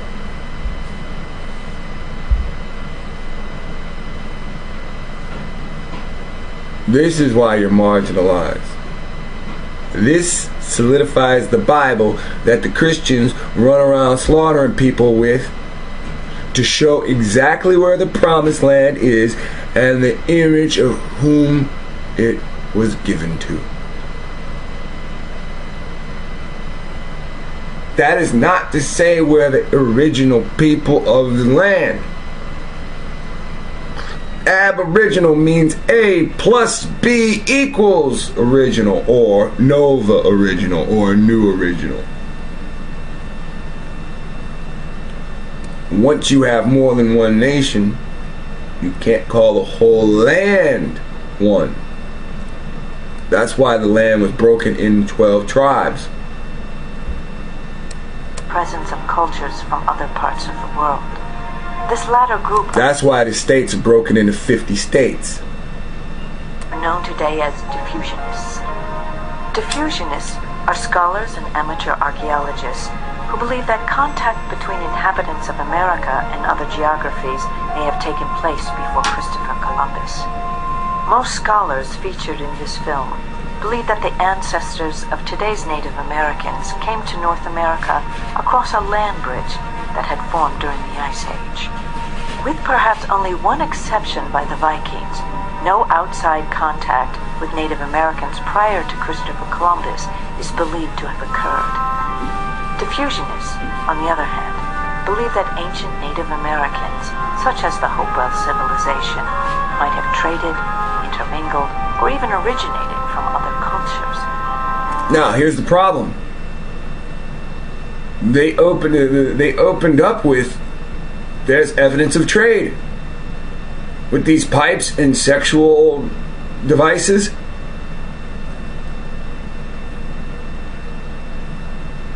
Wouldn't it make more sense to put that first or that later?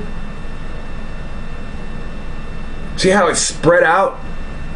Because they don't think you can hold your fucking attention that long.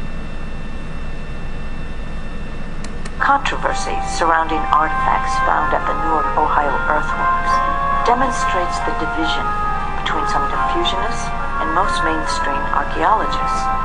This is one of the earliest maps that we found on the Newark earthworks. This is a drawing by Wyrick from 1860.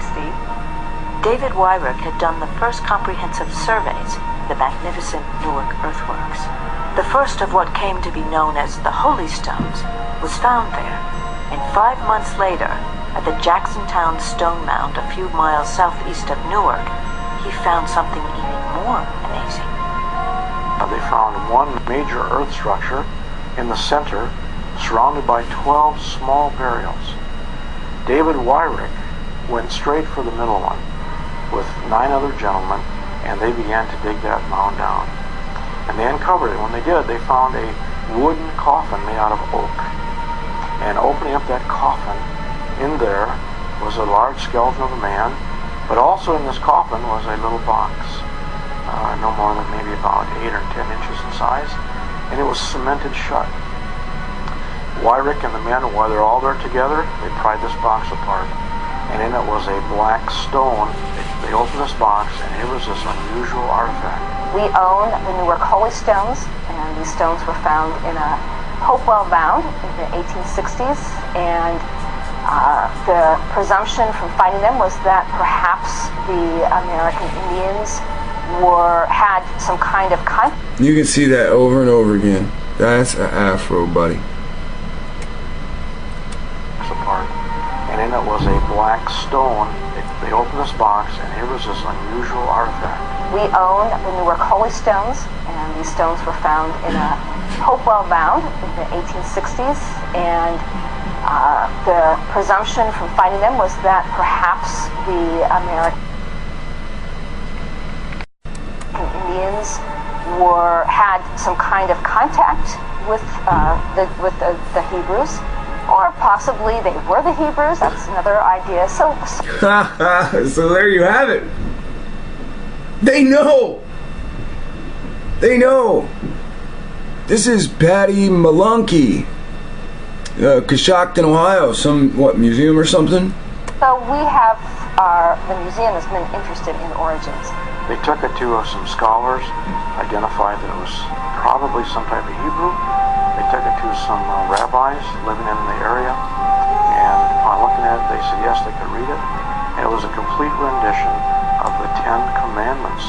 They called it block Hebrew because they had never seen anything written like this, but they called it block Hebrew. And so then naysayers started picking on Weyrich. He was accused of sticking this stone in front of these 9 men somehow and being able to hide it and conceal it. Upon examination, mainstream archaeologists proclaimed the stones a hoax, while many diffusionists continue to believe in their authenticity. There has been points on either side for whether they are a first millennium piece of artifact or something that was devised in the 19th century. Then it wasn't until sometime in the 1900s, lo and behold, in Israel, they find, guess what? They found block-style Hebrew. That block-style Hebrew was given a name by the experts, monumental Hebrew, because of the way it was written. Long after Weyrich. After. Mainstream archaeologists dismiss such findings, in part because scientific protocols and rules of evidence were not followed in their acquisition. The science of archaeology was really in its infancy at that time. There were only a few people using what we would consider to be even remotely modern methods. But what of the tens of thousands of artifacts found prior to these establishment, to these modern methods? Should we ignore these artifacts because they had been irreversibly separated from their original surroundings?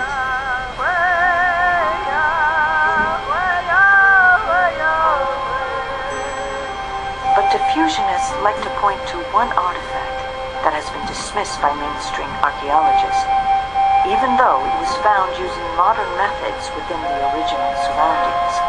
They can't say that about the Bat Creek stone because the Bat Creek stone was found in the course of an official excavation by the Smithsonian Institution. Okay, then Bat Creek stone went to the Smithsonian Institution in Washington. They didn't understand it. They thought it was Cherokee since it came from Cherokee country. They did not realize it was Hebrew. And they published it upside down.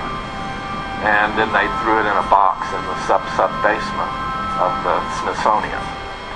And ever after it was poo-pooed until some Semitic scholars like Cyrus Gordon came and vindicated it. Cyrus Gordon, who was one of the great Semitic scholars of our generation, he talks about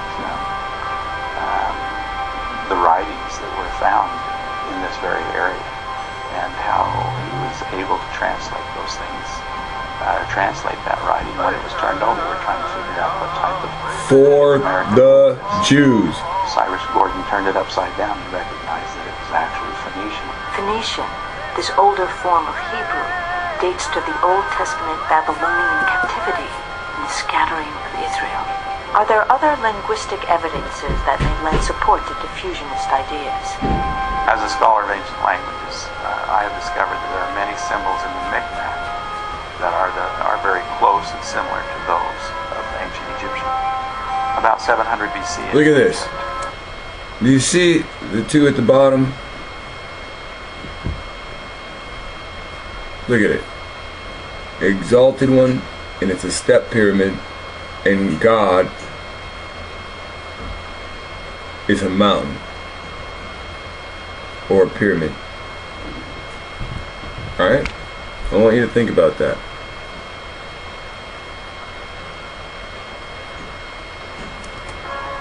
There was a language that was developed or came in that was called Marathi from the kingdom of Meroe, which many Egyptian scholars have even called Reformed Egyptian because it's so different than what the standard Egyptian that we know. And this Marathi is very close to some of the signs of the Micmac. Anthropologists dismiss a lot of the stone evidence and inscriptions in these ancient languages like Egyptian and Greek and Hebrew by saying, well, they were not found in the course of an official excavation. Are these diffusionist ideas simply a continuation of the controversies that existed in John Wesley Powell's day? There were some people who were arguing that the mounds had not been built by any of the existing groups of North American Indians, and they would use the word race indiscriminately.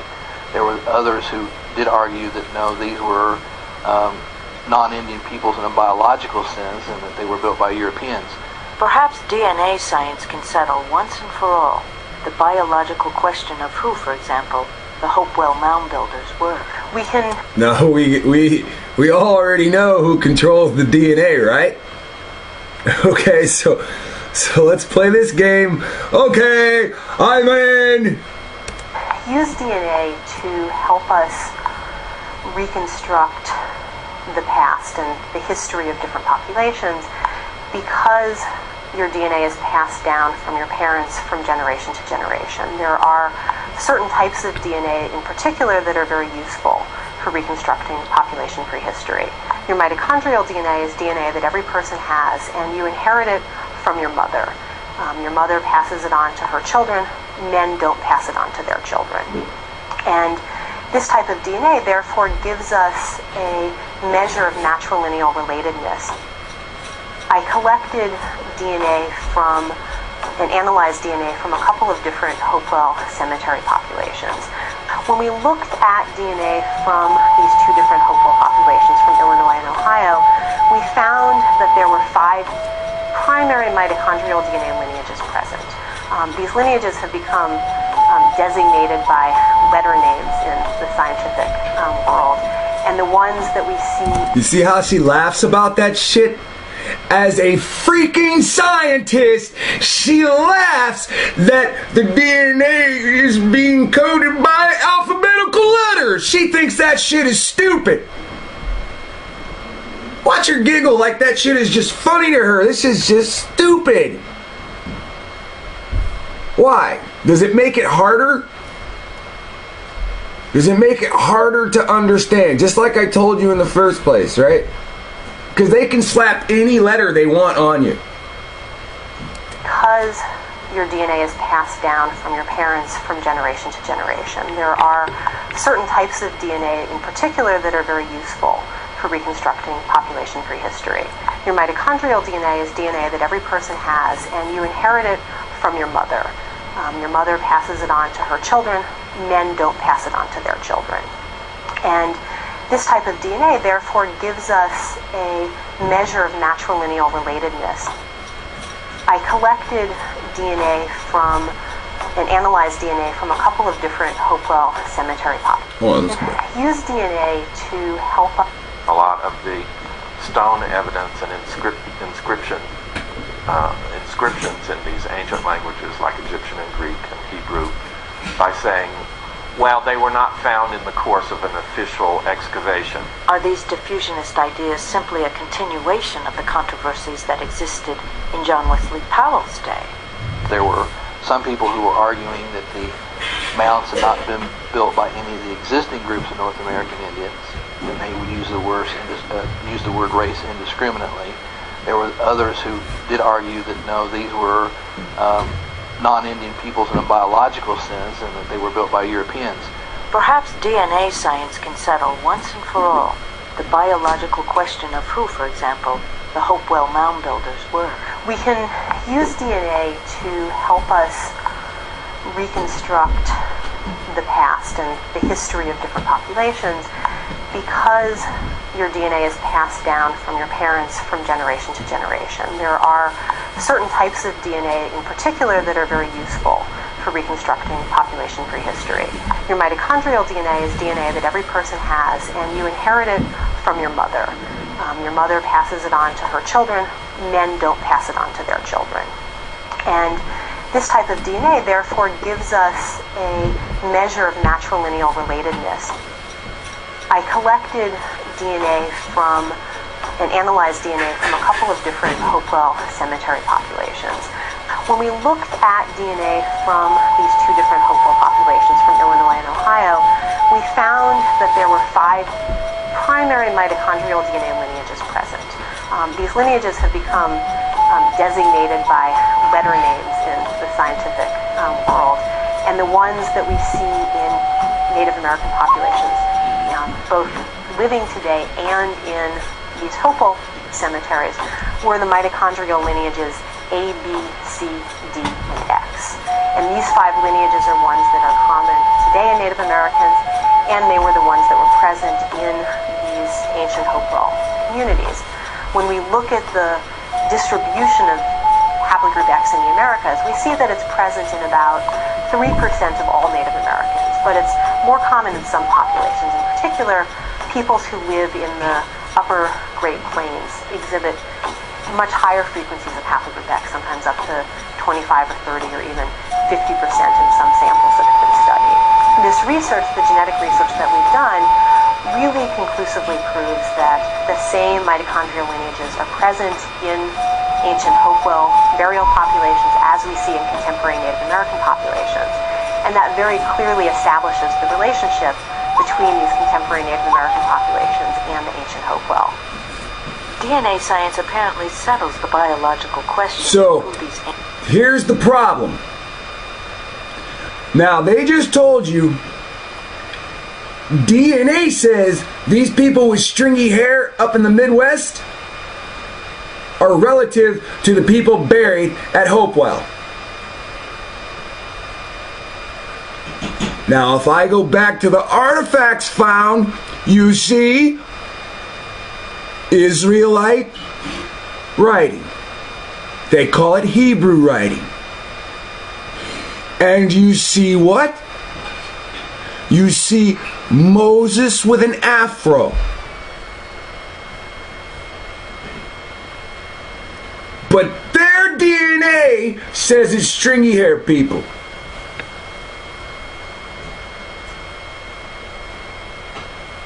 Unless you were mixing with them, your forefathers were putting seed into them and their own people. Ancient advanced Hopewell mound builders were. But where else is this DNA found? Whoa! Where did it originate? The form of haplogroup X that's present in the Americas is known as haplogroup X2A. And this specific type is defined by a number of additional mutations that Native Americans who belong to haplogroup X share. This particular form of haplogroup X is not found in Europe. In fact, it's not found, as far as we know at this point in time, anywhere in Europe or Asia.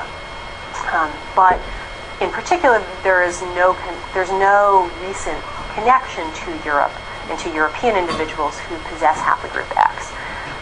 The only similarities that we see are similarities that stem from much more distant, much more ancient ancestry that probably dates back 30,000, 40,000 years, perhaps somewhere in the Near East. And so what most likely happened is that this very ancient... Okay, so not Europe, not Asia, but Near East, Middle East. Common ancestor of individuals who belong to haplogroup X had descendants who split and went 2 different directions. Probably some of these individuals moved to Europe, others moved towards Asia. Didn't I tell you that's the route Moses took? More so down this way and then up? Through the Gobi Desert? Go-between? And up towards Beringia. And it appears that... Up towards what? Beringia? The land bridge? What did she say?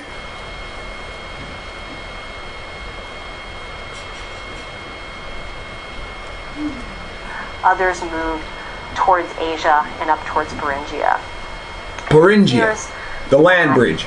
This Asian form Beringia. of haplogroup X is what eventually made its way into the Americas. Of the Bering Strait.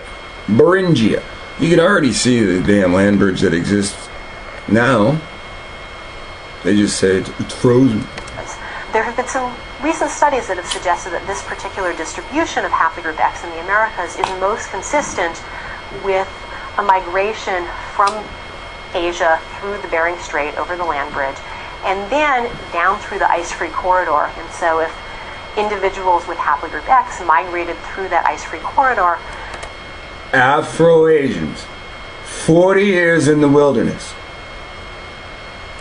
they would have first entered the continental United States and continental North America in the upper Great Plains, and it would make sense then that we would see the highest frequency of haplogroup X today. And they came as a multitude. And as we get to a point where this land is for them and this land is for them, you can live where in the other places. This is why you don't see them on this side of the Mississippi, except for the the combined DNA called X and X2A, or excuse me, an X2.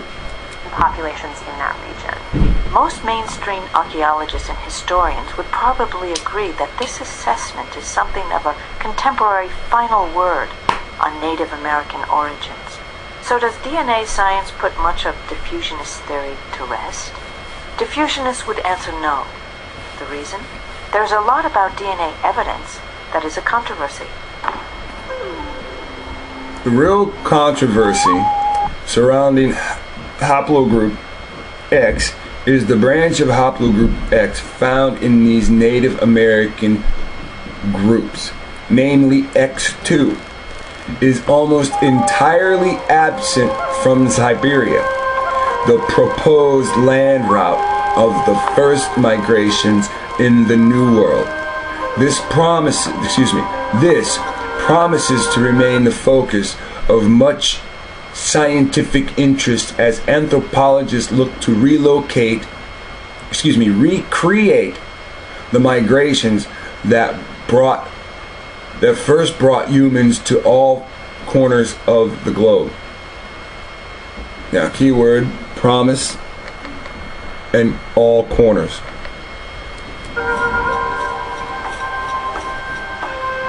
I promise to scatter your ass.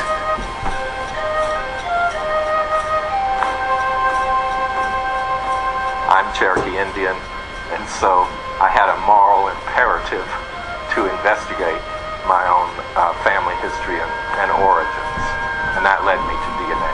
I was a professor at that time in Georgia, and with my research partner, Dr. Elizabeth Hirschman, we became interested in the mystery of our people.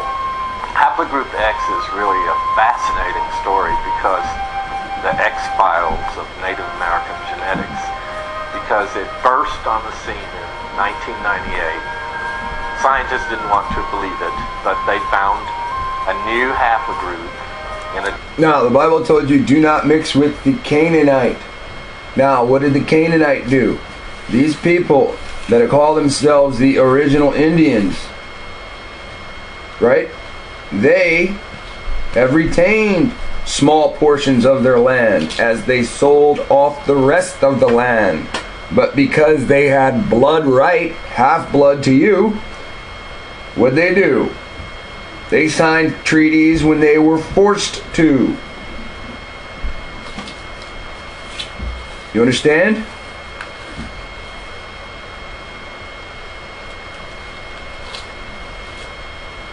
Not to say Moses had bastard children, but it's the bastard descendants of our ancestors that sold treaties that signed treaties with guns pointed at them.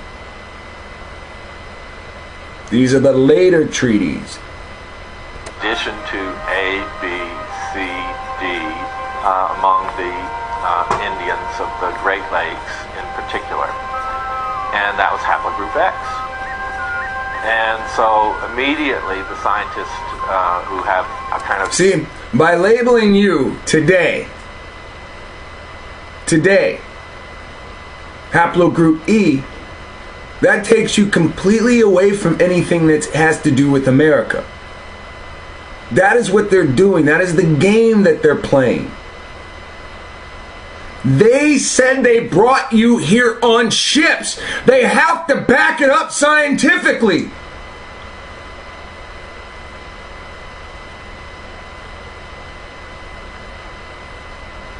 My great uncle, 88 years old. My father's mom's brother. They all had afros, light as butter. He gets his DNA test. They tell him he's from USSR. He's confused. How does my blood go back to Russia?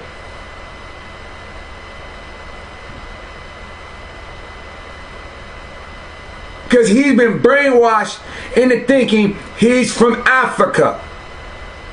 And that he's a Christian. And that he was brought here on a slave ship. E-Day Feeks, in my opinion, set about trying to find haplogroup X in Mongolia and Siberia. Man, yellow as butter been taught that he from black ass Africa. Because of course all American Indians, all upstanding American Indians came across the Bering Land Bridge chasing woolly mammoths, right?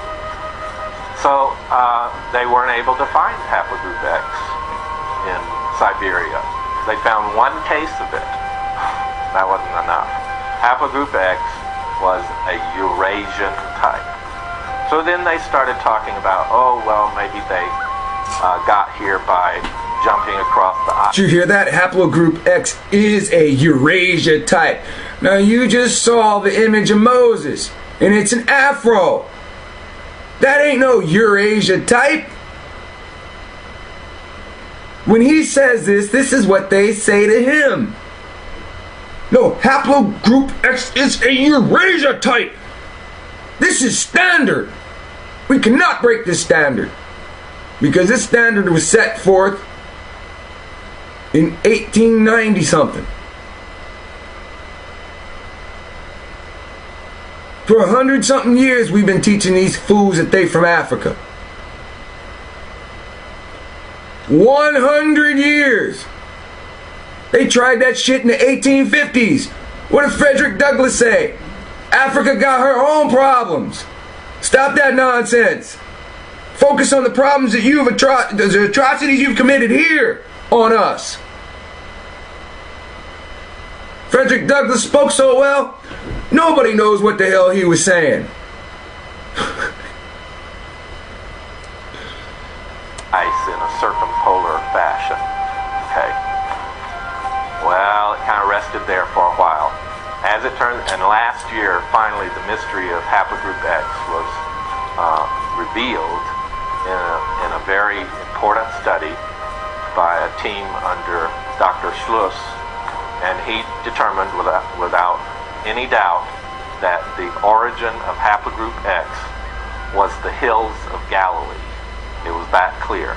Okay, look. Syria, because of course all... Schluss. Dr. Seuss. Dr. Schluss. Right? Oops. I hate when it does that. American Indians, all upstanding American Indians, came across the Bering Land Bridge chasing woolly mammoths, right? So they weren't able to find haplogroup X in Siberia. They found one case of it. That wasn't enough. Haplogroup X was a Eurasian type. So then they started talking about, oh, well, maybe they got here by jumping across the ice in a circumpolar fashion. Okay. Well, it kind of rested there for a while. As it turned, and last year, finally, the mystery of haplogroup X was revealed in a very important study by a team under Dr. Schluss, and he determined without any doubt that the origin of haplogroup X was the hills of Galilee. It was that clear. That's because where you have the greatest concentration and the greatest diversity, that's the origin. There's no controversy among DNA experts about the Middle Eastern origin of haplogroup X. The only question really is, when did it arrive in the Americas? Most projections about ancient human history, prehistory really, are based on a mathematical and statistical model phylogenetic. What we find in the prehistory is that it is commonly thought among DNA experts that there was an outmigration of haplogroup X from the Middle East about 40,000 years ago. That's a pure projection. It's a mathematical progression going back to there based on how mitochondrial DNA mutates. Is it true? Who knows? This is scientists arguing that they don't even agree with the science. People don't realize is that among these same experts in these same journals, there is controversy about the dating. So, I think these are projections. The controversy is between those who assume a theory that man branched from chimps 5 to 6 million years ago versus those who are using newer actual findings from DNA pedigree studies.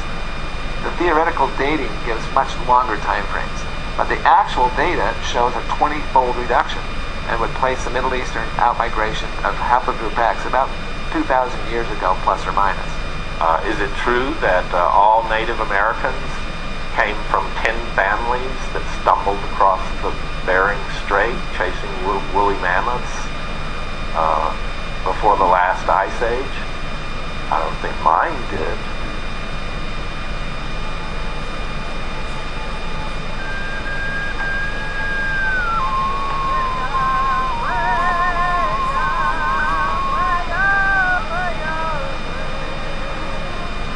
Whether or not ancestors of Native Americans originally came from Asia over the ancient land bridge, or whether or not they had interactions with other parts of the world, one thing is clear.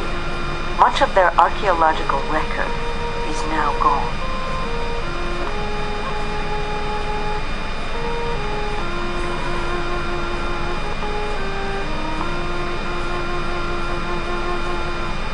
It is unfortunate there was such an opportunity there, and I don't think that people consciously were trying to destroy things or ignore things. I think that for me this is a case where, they've already brought up the fact that they purposely did. So her opinion really doesn't matter. Government officials purposely did it. Smithsonian officials purposely did it. Freemasons purposely destroyed and hid the information. Expansion was the thing on everyone's mind and moving forward. Victims of science and of the doctrine of manifest destiny, 19th century Native Americans were labeled as savages. This helped to legitimize their suppression, subordination, and the taking of their lands. The idea of manifest destiny trumps all is certainly, as far as I have been able to read, absolutely true. I understand that these early scientists were in the kind of products of their time, in that that's what people were talking about and that's what they were saying, and so they believed that yes, in fact, Native people are savages who we can clearly see that. That's what they were thinking. Disregard of their value resulted in the wanton destruction of thousands of artifacts and grand architectural achievements, and aided in erasing and millions of people knowledge of their advanced capabilities from our collective memories. While scholars may disagree on this, and it's fucking weird. No, I have to. Isn't it weird how it's more disappointing that we don't acknowledge the shit they built instead of acknowledging the destruction that this race has created? When your explorers arrived, they gave descriptions of Negroes, Negro Indians, Afro Indians. And these people constantly perpetrate this, "You're from Africa. African, go back to Africa."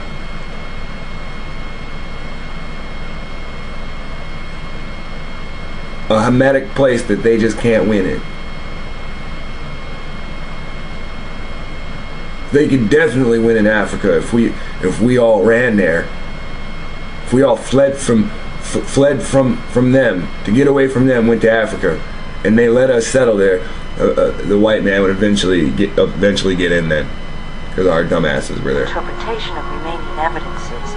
These remaining archaeological evidences may be keys to eventually recovering and more fully appreciating the buried history and culture of these ancient, lost civilizations. I think it's important that we pay attention to the achievements of our predecessors. We may respect our predecessors a little more if we do. We certainly will respect our own responsibilities a little more if we look at the evidence that over the preceding 9 to 10,000 years, there have been several other periods in which, I'm assuming, proud people did proud things in the landscape and in cities. So there are. When is one of these people gonna come on the tube and say, acknowledge the wickedness that has taken place? Acknowledge the slaughter, the series of mass Holocaust. And this isn't just Columbus. These people are the generations of the people that slaughtered us. Important things for us to learn.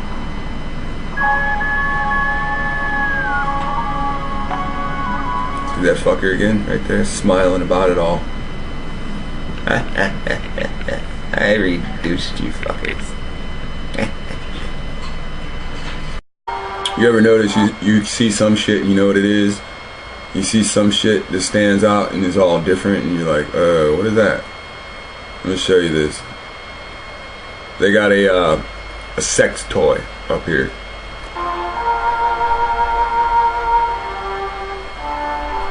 Artifacts of iron were found, artifacts of hardened copper, stone tablets with writing. Regular farmers. Now we're all familiar with this image, right? Plowing their fields. There's a sex toy right there. Really turn up literally bushel baskets of arrowheads, spear points, etc. And these things were commonplace. Isn't that how we got the fences today? Don't they take fences and take the tips of fences and put this stuff on them? Oh, I didn't mean to go back that far. Writing. Regular farmers just plow.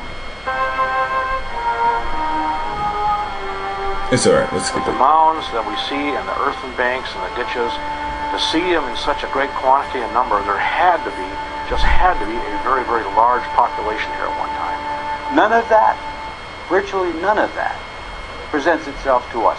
Yes, in some small park-like enclaves, but downtown St. Louis doesn't have a mound center. Downtown Cincinnati doesn't have a mound center. Downtown Pittsburgh doesn't have a mound center anymore. Marietta is to some extent, Marietta, Ohio, defined by its ancient earthworks, but there's an awful... I live in Ohio. Marietta don't have black people. As far as I know, it doesn't even have like a poor section. Everybody's average there. There's no wealth. As far as I can tell, there's no wealth there. It's not a popular place here in Ohio. Cleveland, Cincinnati, Columbus, Dayton, Youngstown, Toledo, University of Miami of Ohio, Ohio State. Those places are. Marietta's not popular. There's no black people there. You ever notice how popular places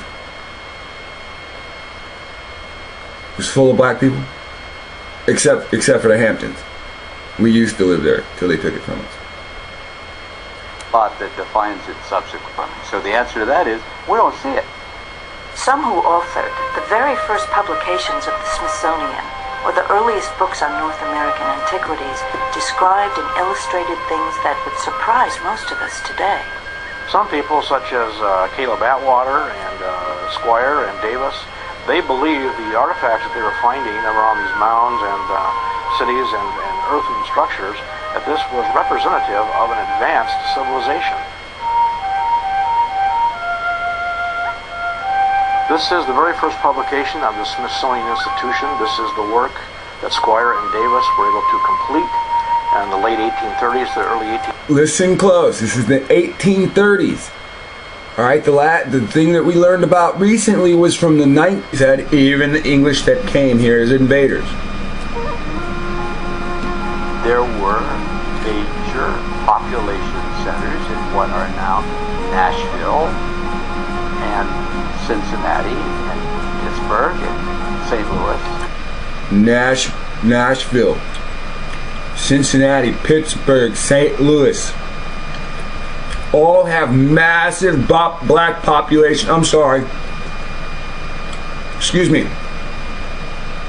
Afro-Indian populations.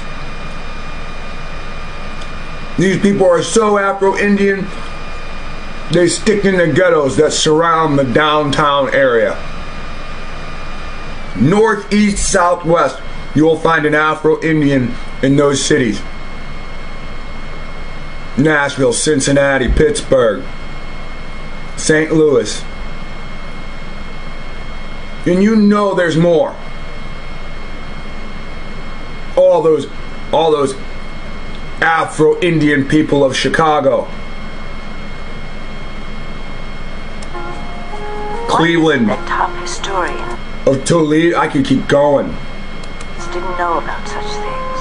And why is it that they are not generally known among the modern public either?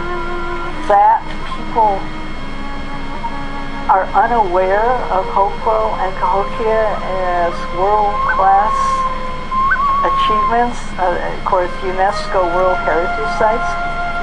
Not only did Kennedy, as a historian at the Smithsonian, not know about them, at least one president of the Society for American Archaeology had never been to Cahokia, even by the time he retired at the age of 70. I'm actually one of the people who didn't know all that much about the Hopewell civilization, and in fact, I grew up in the Midwest. I'm from Michigan. There were tens of thousands of architectural consequences that are now hidden behind. There's just at least 150 red dots just spread all throughout there where the waterways are. Where are the animals going to go? Where's the fish at? In the waterway. Our junk and our architectural achievements. Once I started talking about it, I found lots of other native people who had no idea that these sites existed and were there and what they were all about and the history of them. That to me in and of itself is amazing, that that level of just silence around this.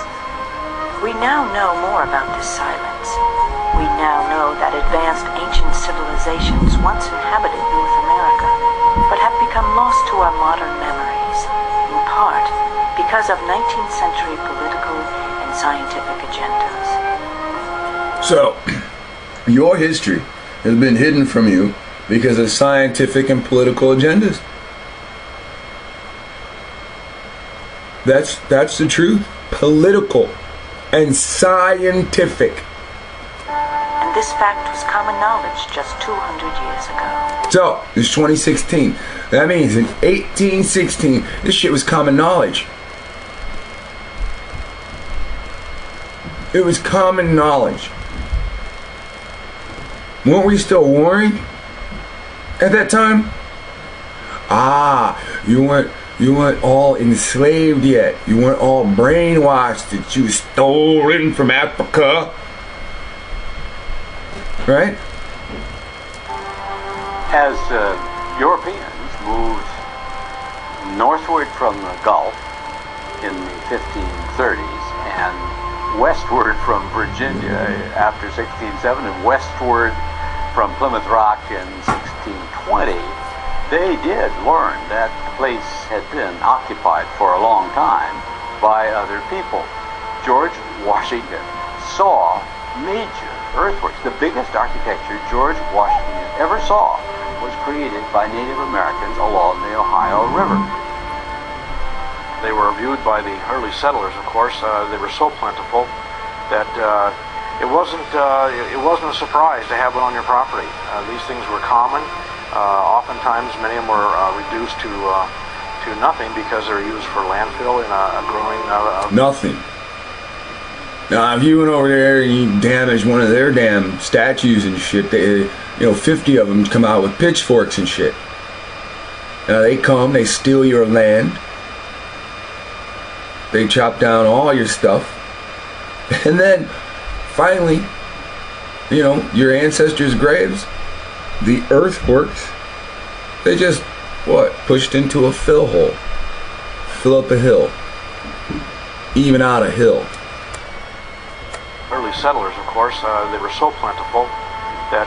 Look at that. What is it even for? You'll never know, because they don't want you to. It wasn't a surprise to have one on your property. These things were common.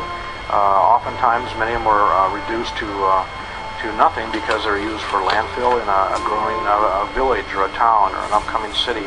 Thomas Jefferson was well aware that there were very, very big earthworks in the Ohio Valley, and he became aware, thanks to Lewis and Clark, that there were even bigger ones in the center of the continent around Cahokia and St. Louis.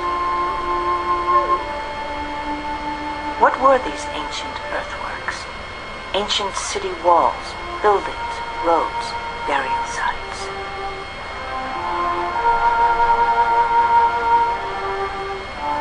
Burial sites. Artifacts of iron were found. Artifacts of hardened... And if they're burial sites and they got DNA, and with DNA, you can take your DNA and match it to their DNA and sit there and say, hey, that's my ancestor proving this is my land. And that's the point of keeping it all secret. Copper, stone tablets with writing.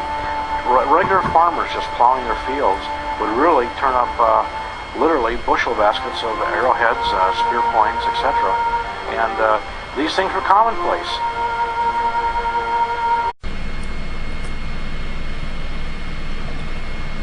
Many artifacts are shown throughout this film. Some artifacts are accepted as authentic by the scientific community today, and some are not. In many cases, authentic artifacts may be shown alongside controversial ones.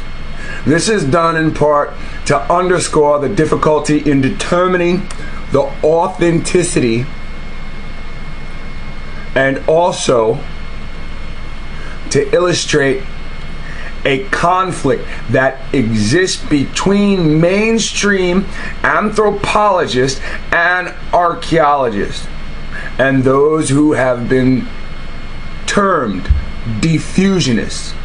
In 1991, while serving as the director of the Smithsonian's National Museum of American History, historian Roger Kennedy was shocked to learn, for the first time, that massive ancient city remains existed in North America.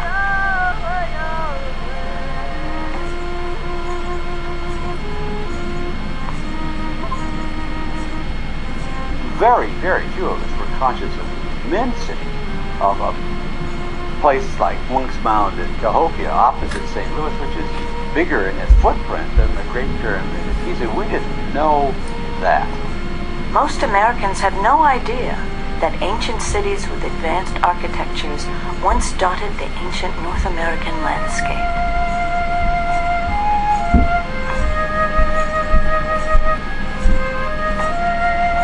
Director Kennedy has since coined a name for such places. What I call hidden cities.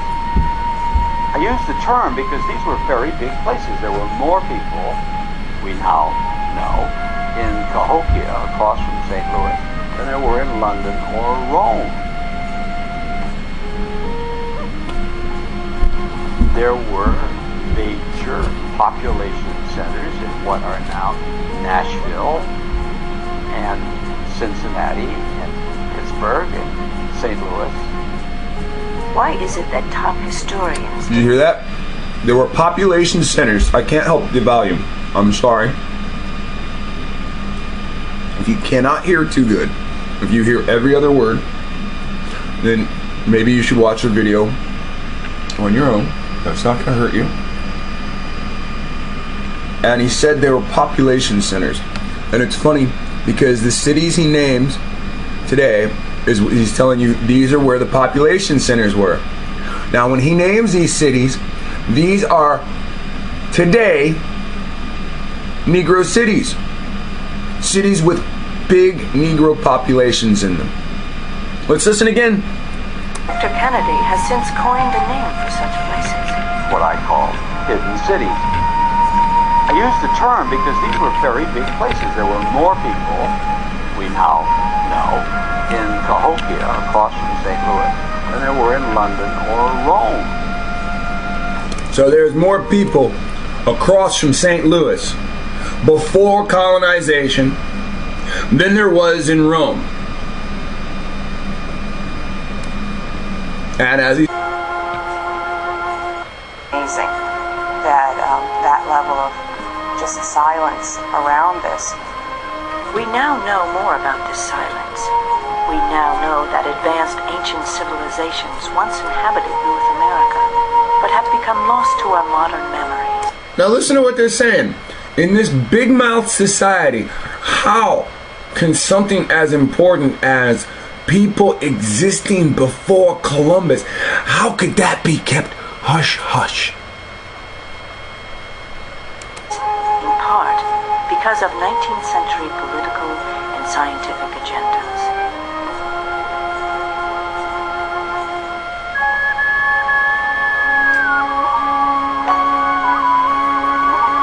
And watch again. I'm gonna show you.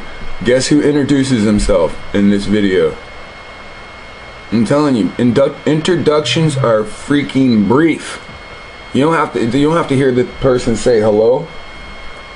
Introductions are brief. Let's see it again. Have become lost to our modern memories, in part because of 19th century political and scientific agendas. And whose agendas are that? Watch him introduce himself. See, did you see? You had the I, two I's outside, and the V in the middle, right? It's a pretend 7, right? 5 plus I, 1, 1. I'm gonna do it again.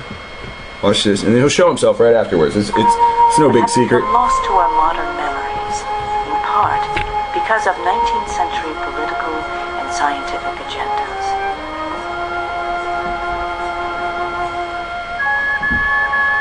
IIVV, right? That's 7, but it's a fake 7, right? A real 7 would have had 2 I's at the end. It would be VII, right? Watch. 3, 2, 1. Who did this to us? Oh, look, it's the person with the horns. You see the little horns right there?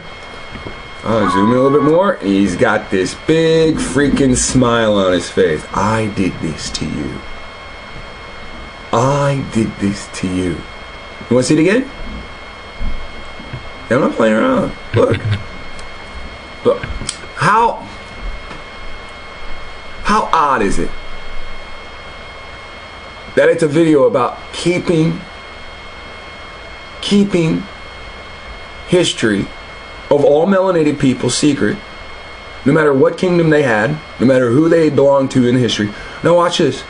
We now know that advanced ancient civilizations once inhabited North America, but have become lost to our modern memories, in part because of 19th century political and scientific agendas. And here comes this dude like the Noid.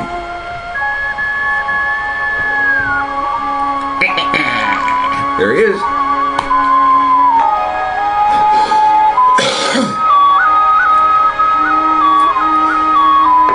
Even the devil himself had secrets about you. Advanced ancient civilizations once inhabited the North American